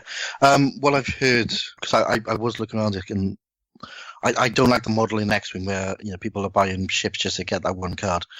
No, I don't. What I've heard is the generic cards that you get with these upgrades are ones that you would have already have seen. But what you do get is upgrade cards specific to that unit. So you may have a Spearman only upgrade card, and then a couple of generic cards which you've already got. So what they're trying to do is take away from the fact of, I have to go and buy a pack of Spearmen just to get the one card which I want to use on my cavalry. Yeah. So apparently they have taken that into consideration. Right. That's kind of what I heard as well. I didn't think it was as aggressive as they've made it in X-Men. But upgrade cards are massively important, and they do make a big difference to the way you spend your points to make your army. Now, the one thing I haven't stipulated, or haven't told you about in army building, is you get these 200 points, which already when you start thinking about spending upgrade cards, you're getting close to you're getting close to your points totals. Also, you have heroes. Okay, you have specific hero models. You're only allowed to take one hero for every 100 points you spend. So in a 200 point army, you are allowed 2 heroes. and everything else has to be either a monster or a standard troop type. But if you do buy the 2 box sets, the heroes I think are unique, aren't they, Neil? So they are. So you can't use both those heroes. So what it does mean is, if you buy 2 core boxes, as me and Neil have done, we can't use those 2 extra heroes in our armies. But the cost of those heroes basically gives us leeway to buy upgrades. Indeed. Yeah. Which are useful. Yeah. So just with the 2 core boxes, and I think why they go for 2 core boxes being the sweet spot is what they're trying to do is get 2 friends to get together, buy 2 boxes, split the armies. So one takes the humans, one takes the undead. Makes a certain amount of sense, doesn't it? Which basically both gives you a set of dice, a set of templates, and a 200-point army each. Yeah. By the time you've got the upgrade cards as well. And plus the fact it's actually a darn sight cheaper doing it that way, as well, as when you start looking at the upgrades of the standard troops. So that is just like, okay, I want to buy an upgrade pack of archers, for example. By the time you add all that together for the troops you get in the starter set, you're spending almost twice as much money. Yeah. So it's so unless you really, really, really, really want to get what's in a particular upgrade box, it's a no-brainer for the base models to buy 2 starter armies. There are some nice upgrades they've produced so far. So far the upgrades that we're seeing basically the same units that we've got in the core box. So. Yeah. Two bases worth of cavalry, 2 bases worth of spearmen, undead infantry, undead archers. You then got units of 2 golems or 2 of the carrion walkers. Again, they're quite nice because they're different sculpts as well. Yes, they do have alternative sculpts in them. Yeah. So those are okay, but I'll be honest with you, I don't see the point in buying any of those unless I was going to be playing this, tournament style, and I really wanted to, get into the meta, man. The upgrade which I would look at doing are the command stands and the heroes, and they've done one of each type for both of those armies. So for each army, you have a hero, standard bearer, musician, and magician in one upgrade pack. That comes with so it's 4 figures. 1 extra movement base because, 1 extra movement base just in case you need it, and that has 16 upgrade cards in it. And it doesn't have a movement dial because these 4 figures are designed to be modifiers to your existing units. They go in and they actually replace a figure in your existing unit. But obviously, it's like adding a hero, adding a standard bearer to a unit in any other fantasy army. Similar sort of effects. Obviously, you have different types of banners you can use, different types of instruments you can use. But they have those for both the humans and the undead. But again, it allows you, if you want to do that big 9 base unit, when you've only got 8 bases, you can use that command base as basically your 9th base, and it'll just sit at the front of your unit. Yeah, so you can actually have, if you've got that big base with all the upgrades you allowed, you can have, all 4 of those in your nice big unit of 9. Yeah. Yeah. Or you can split them out between units. You can put the banner man into, say, a second smaller unit you've got floating around, and swap the figure that he's just replaced back into the, So you essentially you're filling up your bases, so it allows you to do that. Yeah. You're playing mix and match. Yes. Yeah. Now the hero boxes work in a slightly different fashion. You can actually do them in 2 different ways. Okay. Because I bought the hero boxes and Zarbs hasn't yet. I don't believe. No, right, okay. So for the hero boxes, what you get is the heroes, but you get for want of a better phrase, a mounted and an unmounted version. So you get two models. One is actually a full base for a hero. So usually, for the human hero, he's on a horse. For the undead undead necromancer. He's riding some sort of magical effect. And then you get a single figure. And the single figure, again, is designed to be added into an existing unit. So you can embed that hero into a unit as opposed to having him on his own base on his own. So there are two ways of playing that hero in your army. You get 6 upgrade cards, but you also get your movement dial for your hero because you need him if he's playing individually. So you get your hero card with a description of the hero and his abilities, but you also get an extra deployment card and an extra scenario card. Which is one thing we haven't talked about yet, so we need to talk about those. I was just about to ask about those, actually, since you seem to have sort of strayed off on a long tangent. Yeah, and then you also get extra scenery. So in the base game, you get, I think it's half a dozen different types of scenery, and you get extra scenery in the heroes box. So different scenery does different things. And what physically is scenery at this point? The way it's designed in the entire game is what scenery turns into 2 different things. The stuff that blocks movement. So rugged terrain. There's the spiky terrain, which if you're into it hurts. And then the stuff you can occupy, whether that being a wood, a hill, maybe a walled area, a ruin. Some of the new scenery includes things like a graveyard. There's a ruined temple. Right. So the way scenery works, and this is something I think is really clever.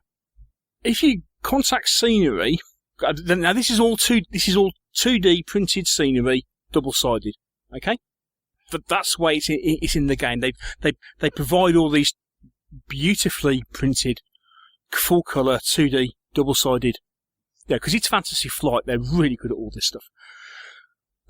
Right, if you contact a piece of scenery, if it's a piece of scenery you can occupy, you can immediately move into it. Now, each piece of scenery has an occupation level, which is the number of bases it can hold.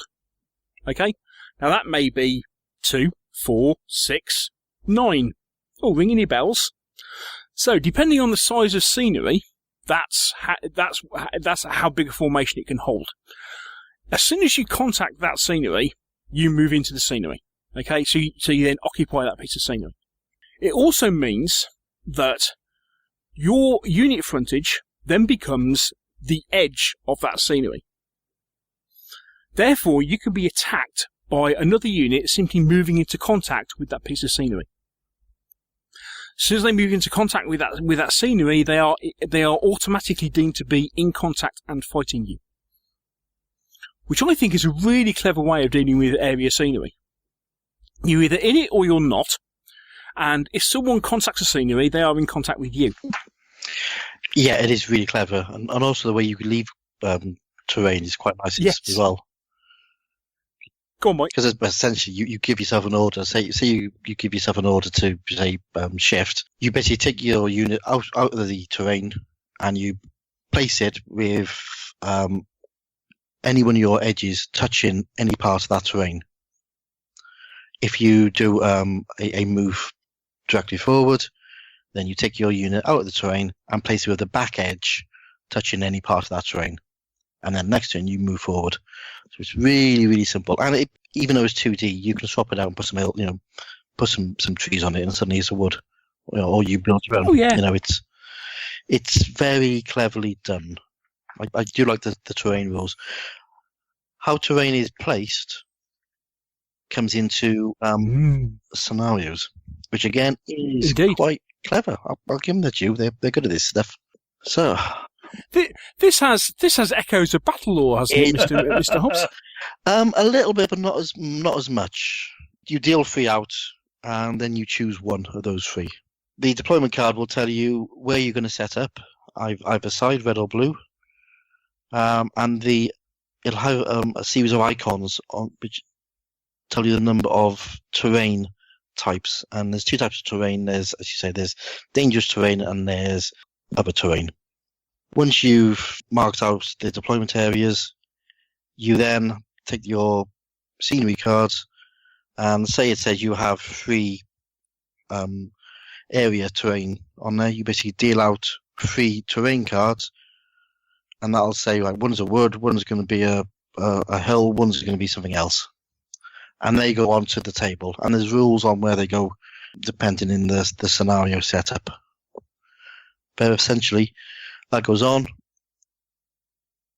Once that terrain's there, you then start to set up.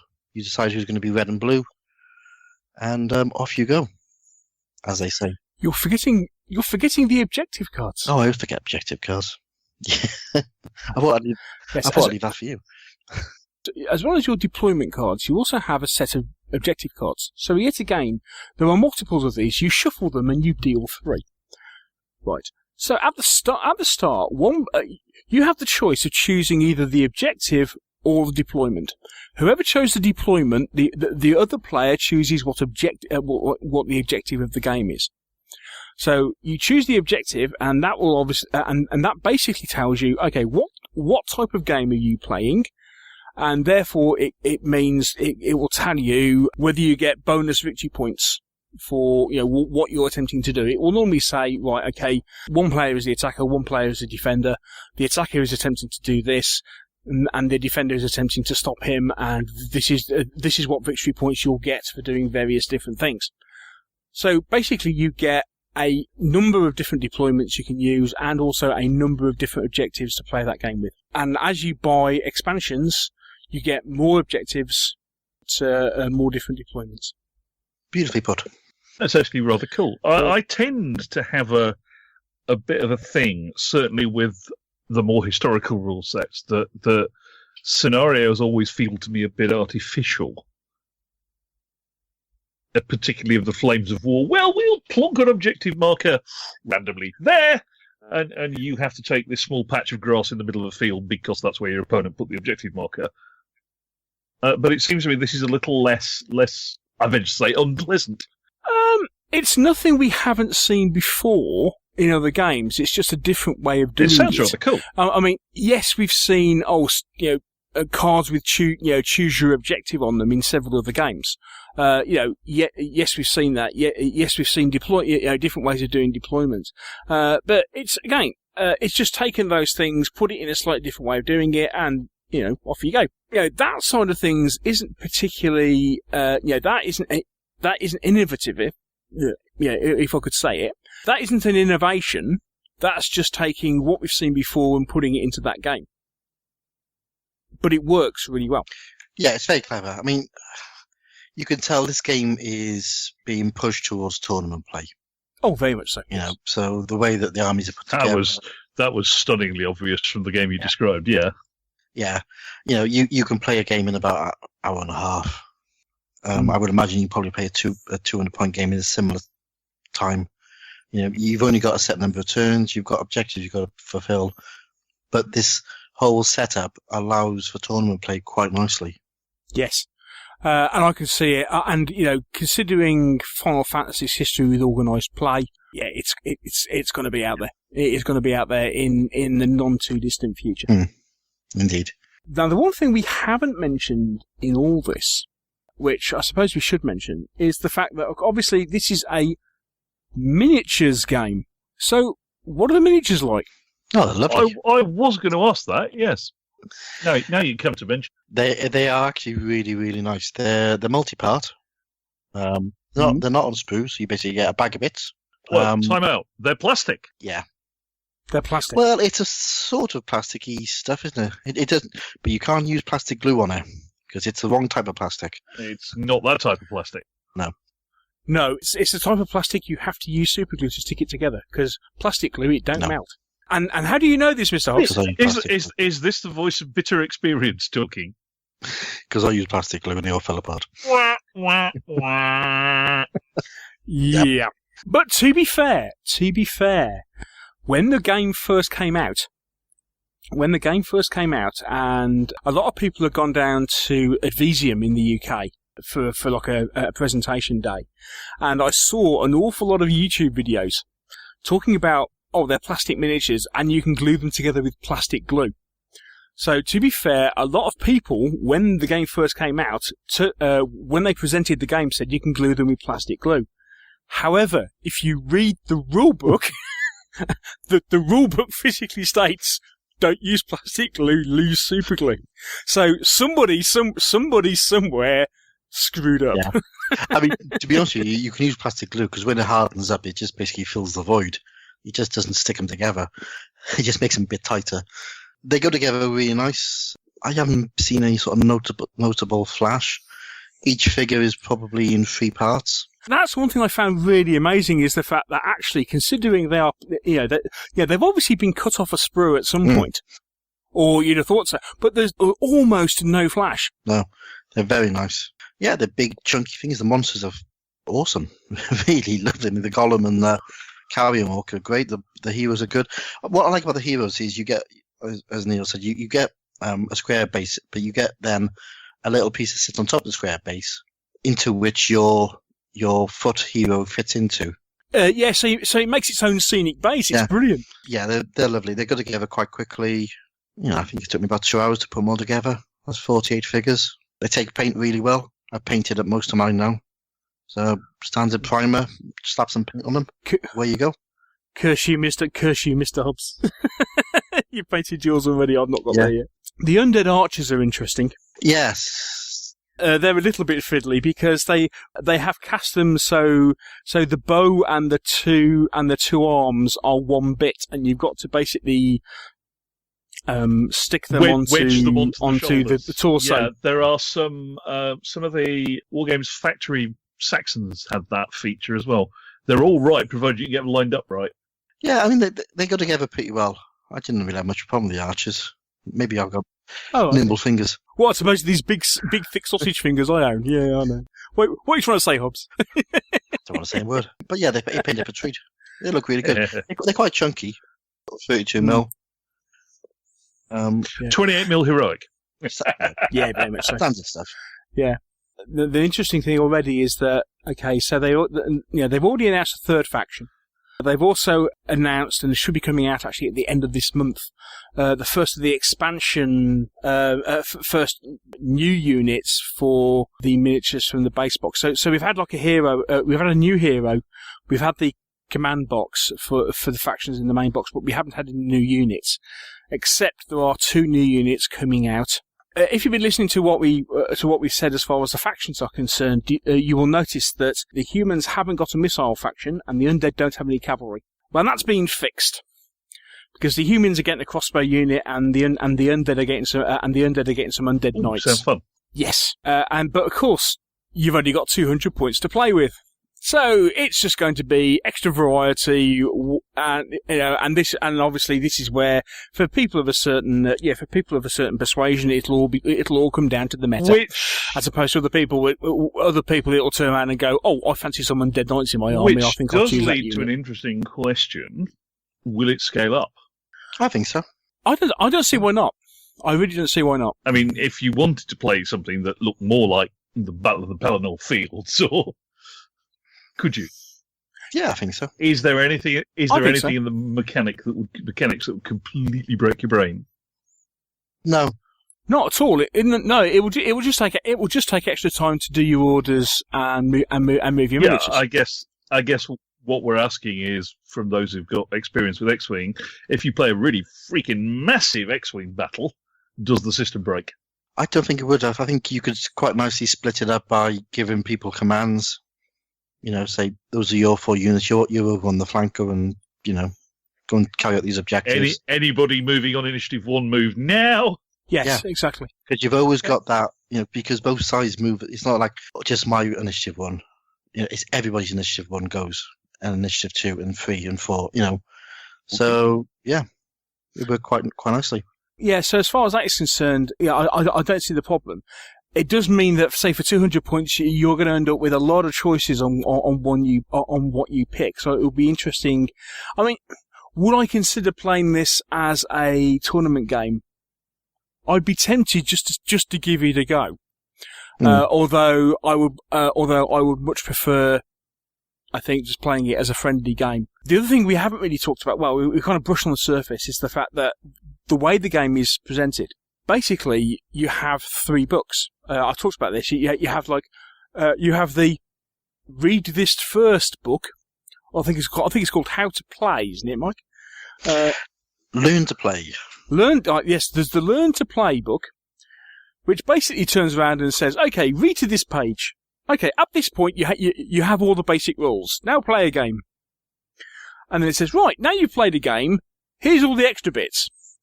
And then you have the rules summary, is it? Rules reference. Rules reference. Now that is basically an A to Z. That is an A to Z of every rule. And yes, it has an index and a contents list. It's a proper A to Z of every rule in the game. Yes, and so whereas the Learn to Play game will take you through the basic sequence, if you want to find out anything about any of the special rules or how a particular part of the sequence works, if you look in the rules reference, it has a full explanation, right down to, and it's written like, it's written like a technical document, so it's like, section 38.5 sort of thing. So, and it is quite interesting looking on the blog, looking on the Facebook group, where people are starting saying, well, can't you do this, and this? And then you start people saying, well, according to section 38.6, it says this. So no. Yeah. But it's a similar setup to anyone who's got Imperial Assault. Yeah. It's that sort of setup. Very well done.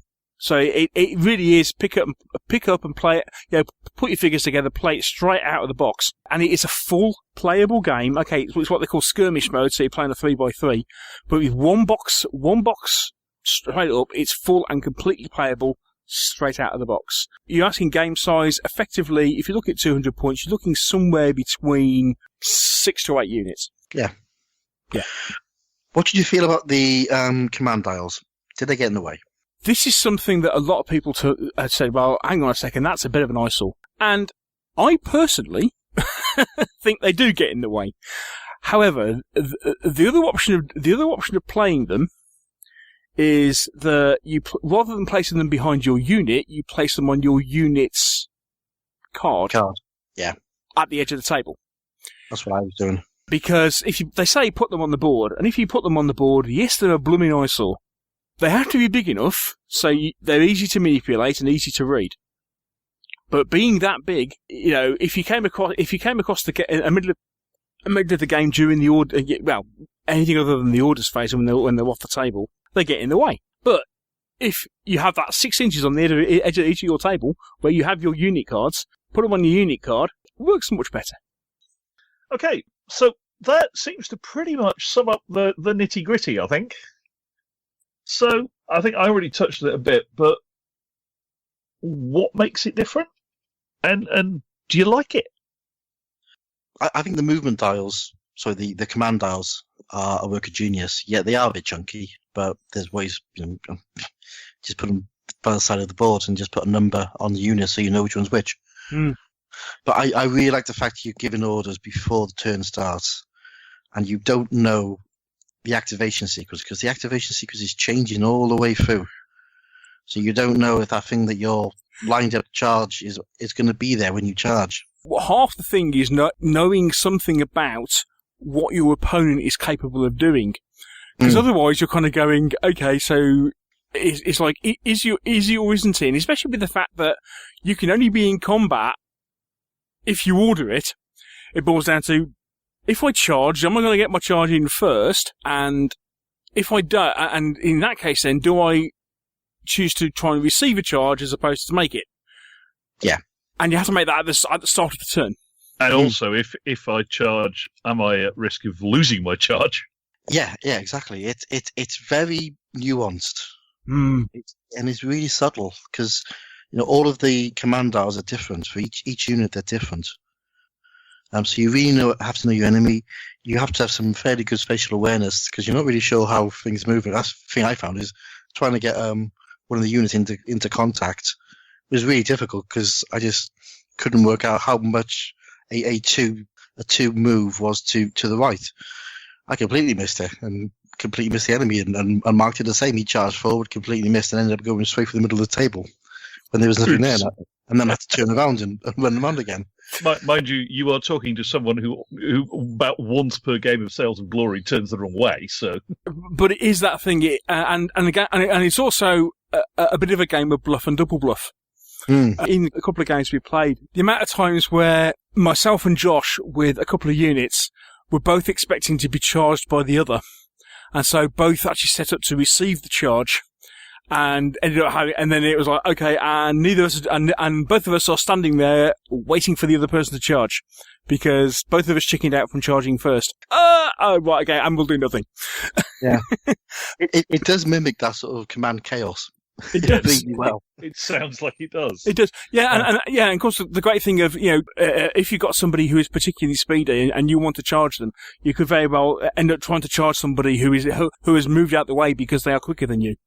It reflects that really well. Cavalry are really fast. The humanoid sworn cavalry in this game are massively fast and hard hitting. It really reflects that difference in speed between, and of course, but the subtlety as well.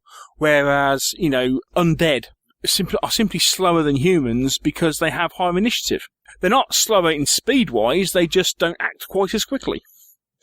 And there's that sort of nuances are kind of automatically built into the system. It's really clever. I really like it. I mean, the only thing I don't like about it are the figure bases, because they've got the slot to put the figure into. Yes. Little round slot. But they've then got a little black tag, sort of a little black area, which sort of secures the figure to the base. Are we allowed to say nipple? Yeah, let's say nipple. A little nipple. Yes, his plastic nipple, which is a pain. It's a pain in the backside. Yeah, because it just makes them really tight. So I just cut them all off.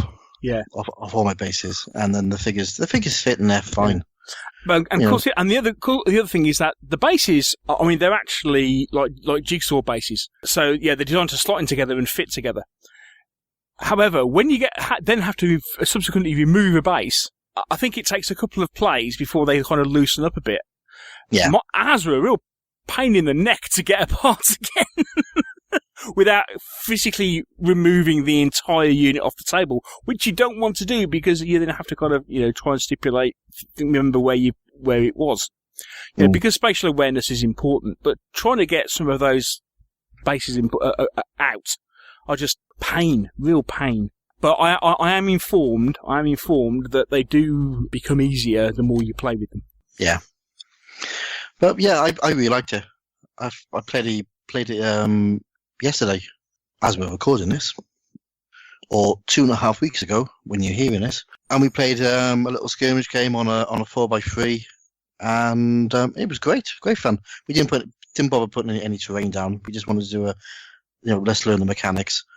And literally by the second term, after we actually looked at the rule book once. Very good advert for any set of rules. Yeah. But for me, things like flanking and stuff works really well. There's a couple of things you need to remember, but the way that flanking works well. And then we've already seen with the new factions coming out, that will change the way things work. And the way maneuver we talk about these maneuver dials, for example. Right, we've got the Owls coming out, the Owl faction, and their cavalry are actually, they're mounted on big cats, okay? And on their maneuver dial, they have these modifiers. Right, there's one of the modifiers is I think it's called maneuver, which basically means you can move sideways. They're the first units that can have move sideways and attack, so they can so that means they can jump sideways and attack as opposed to just charging you. Charging you straight forward or maybe charging and turning. So just with that simple use of a slight change to the way maneuver dials, the command dials work, completely changes how an army fights. Really, really simple, but really effective. And this is, let's say again, this is the sort of thing that Fantasy Flight do really well. It's very good at designing that stuff. It's that thing we tout around for a few rule sets that is actually simple but not simplistic. Yeah. Yes. Yeah, that's exactly it. I mean, the only thing I would say about the rules is if you want to get into them, you have to realise that you're buying into the system. You're not going to be able to proxy figures with figures you already have, because you won't have the command dials, you won't have the upgrade cards, you won't have the bases. Although you could probably get some bases cut and just proxy those, but it's one of these you buy into the system. Yeah. And if you don't like that, then go and play another game. Yeah. Now, some people are immediately saying, well, that's going to be a money pit in the same way that X-Wing or Armada or something is a money pit. Or actually any other Fantasy Flight game. Yeah, I don't know if it's going to be, because I think with the two core box sets, now, if you're buying the two core boxes and keeping them all, then yeah, that's 160 quid.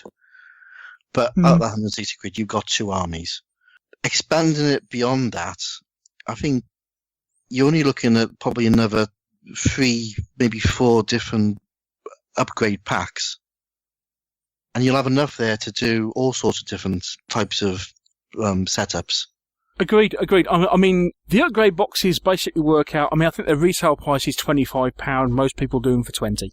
So if you turn around, I mean, we said, okay, the infantry, the command upgrade box, which gives you the hero, the musician, and the standard bearer and the wizard, is a must buy, because that's the thing that gives you 16 or 18 different upgrade cards, and adds a huge amount of different possibilities to your starter army.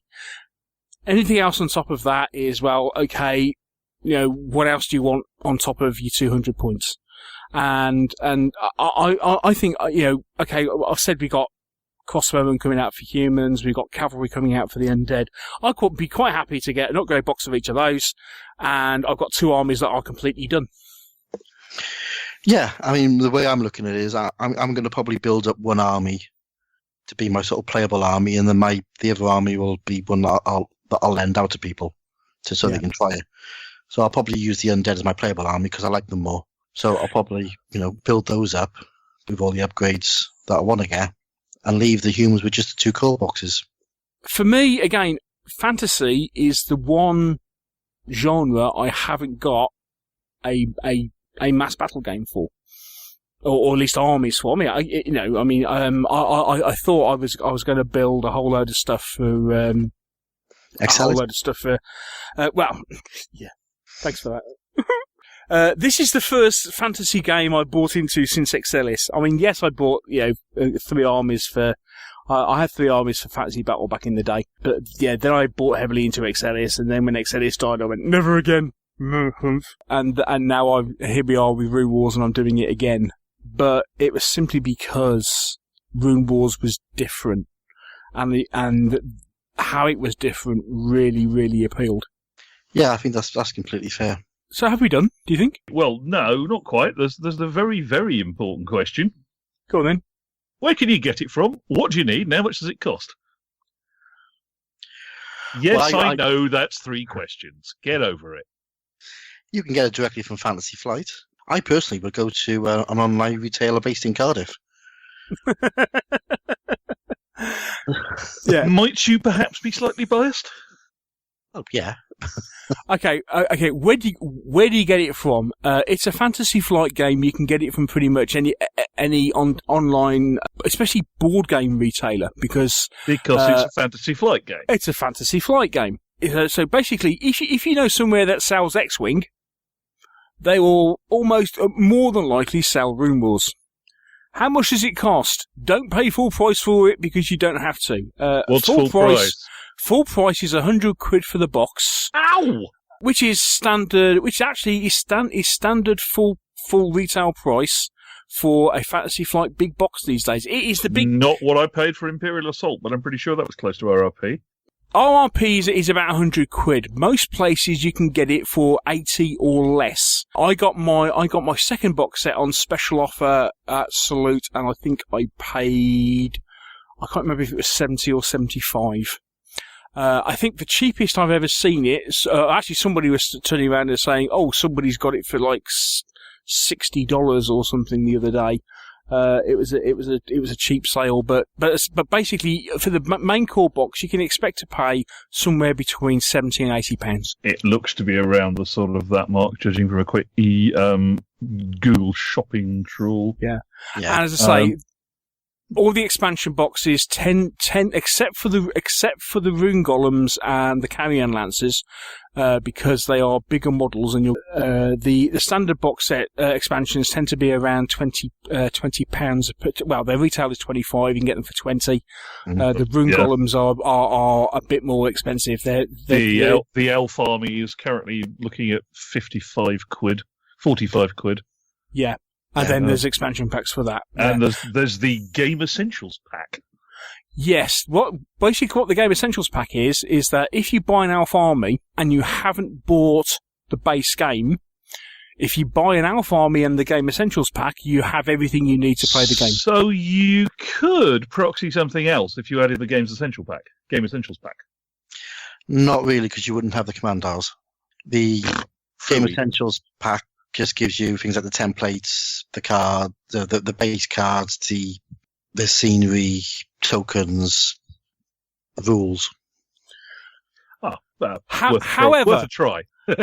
However, I have already seen certain retailers of MDF and acetate and laser cut acetate already selling pimped up movement templates and pimped up dials.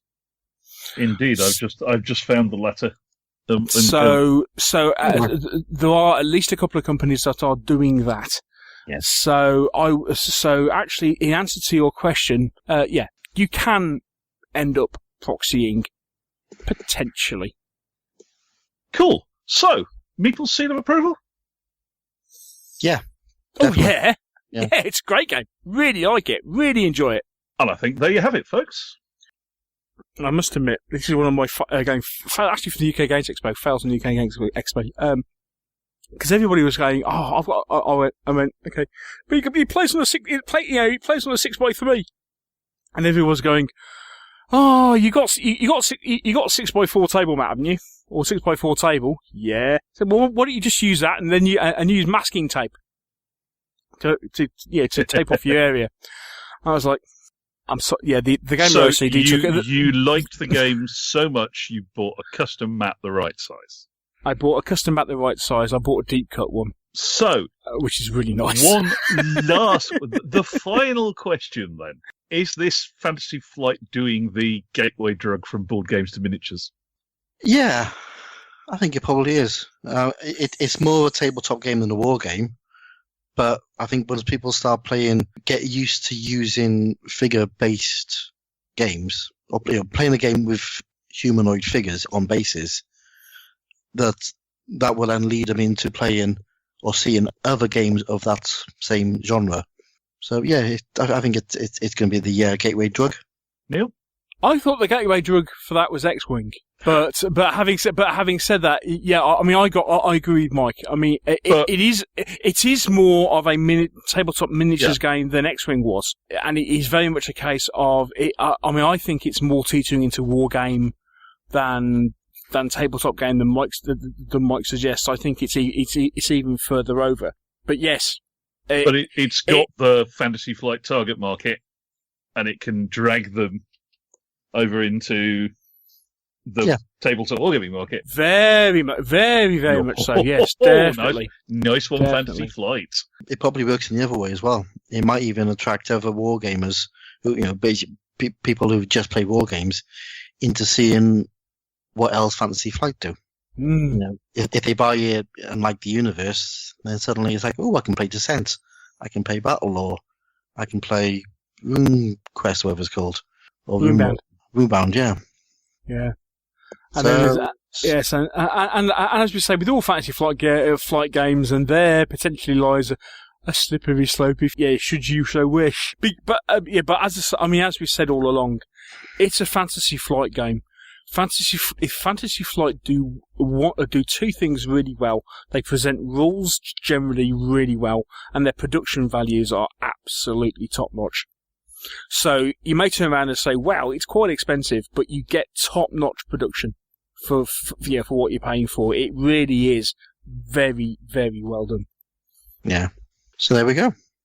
That's 3 thumbs up from the Meeples crew. Definitely. And of course, that didn't take as long, did it?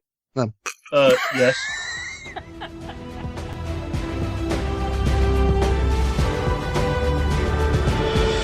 We hope that you're enjoying this episode of the Meeples and Miniatures podcast.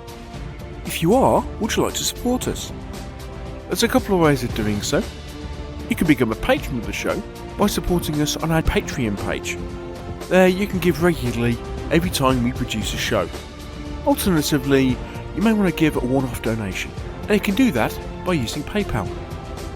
For more details on both these options, please click on the Donate tab on our website, www.meeplesandminiatures.co.uk.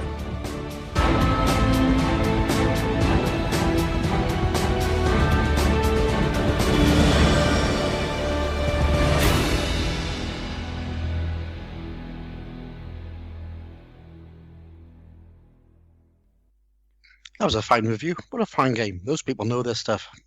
Indeed. I'll be honest, it still doesn't sound like my cup of tea, but I can see how folks would like it. Mm. It's not my kind of game, but hey, if everything we reviewed was my kind of game, this would be boring. It is an interesting game. I think you have to look at it as not being a war game. It's just being a game. Really?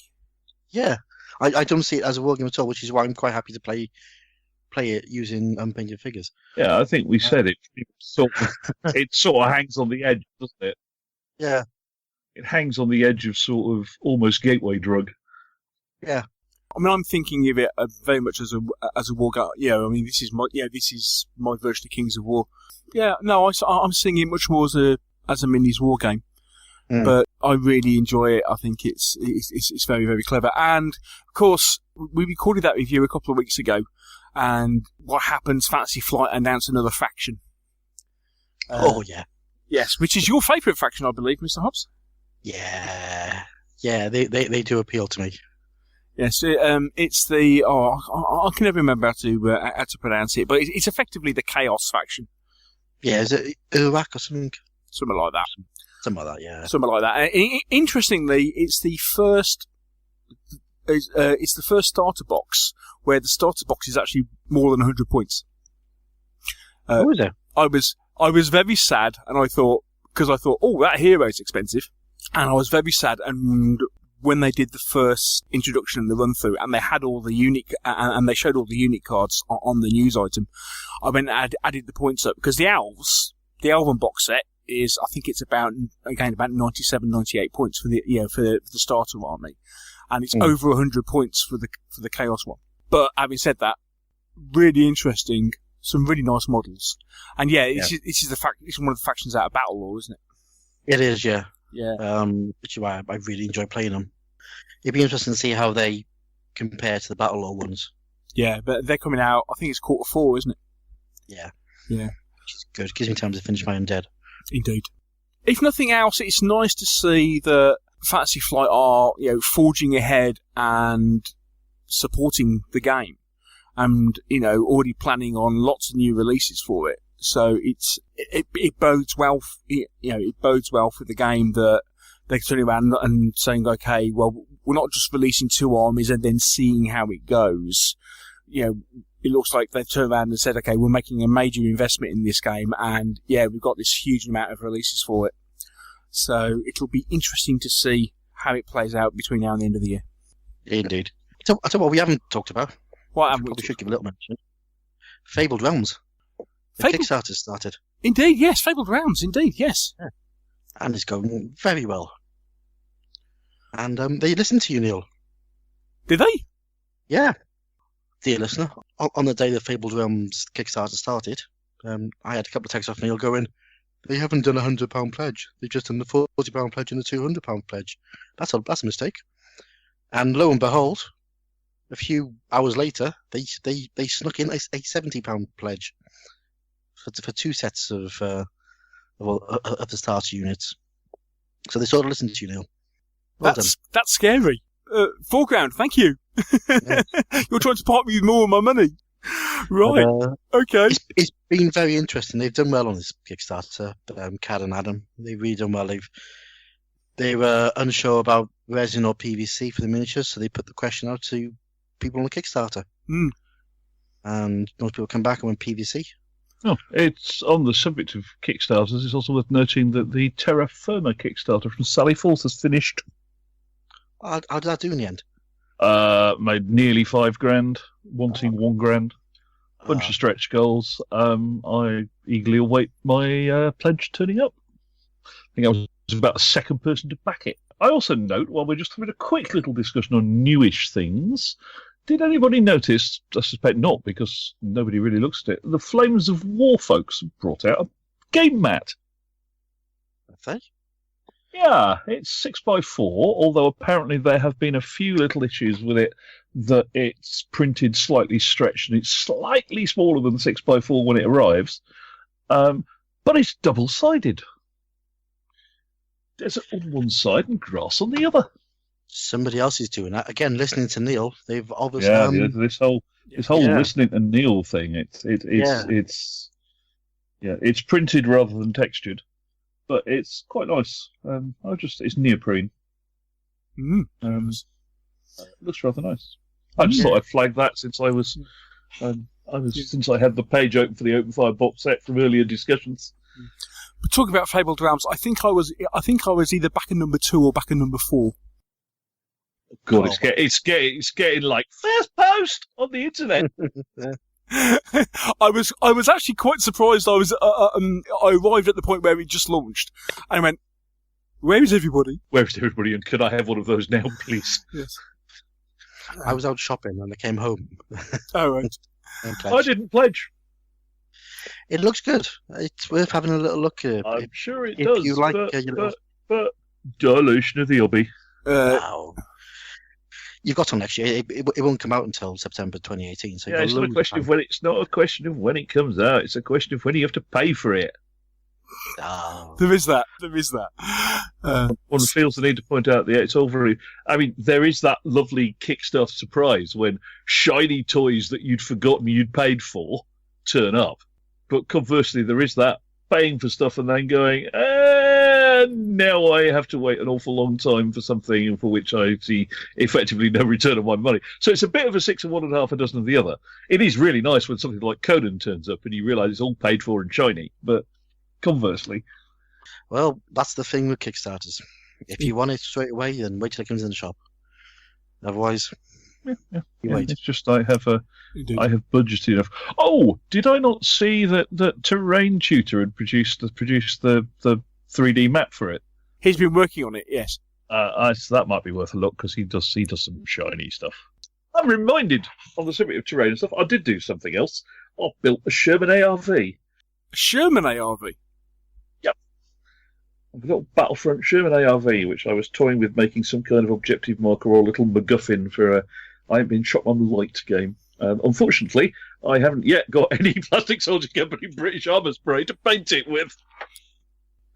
So some is on its way, so I'm a happy man. Cool. Shall we call it a night? That might be a good idea, guys. Yep. So, all that remains to be said is thank you once again to our travelling troubadour, Mr. Whittaker. Thank you for joining us, sir. You're welcome. And thank you once again to His Wizardness, Mr. Hobbs. Thank you all. Yeah. Thank you, Meeps.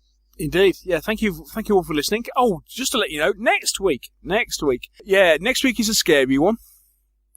Because we start talking about the question of how much is your collection worth? Yeah. And have you insured it? And what happens if you leave it all in the car and some bleep nicks the car? For example. So, yeah, interesting discussions to be had on next week's show. So, until next time, thank you for listening. Take care. Happy gaming. We'll speak to you next week. All good dice. Bye. Bye.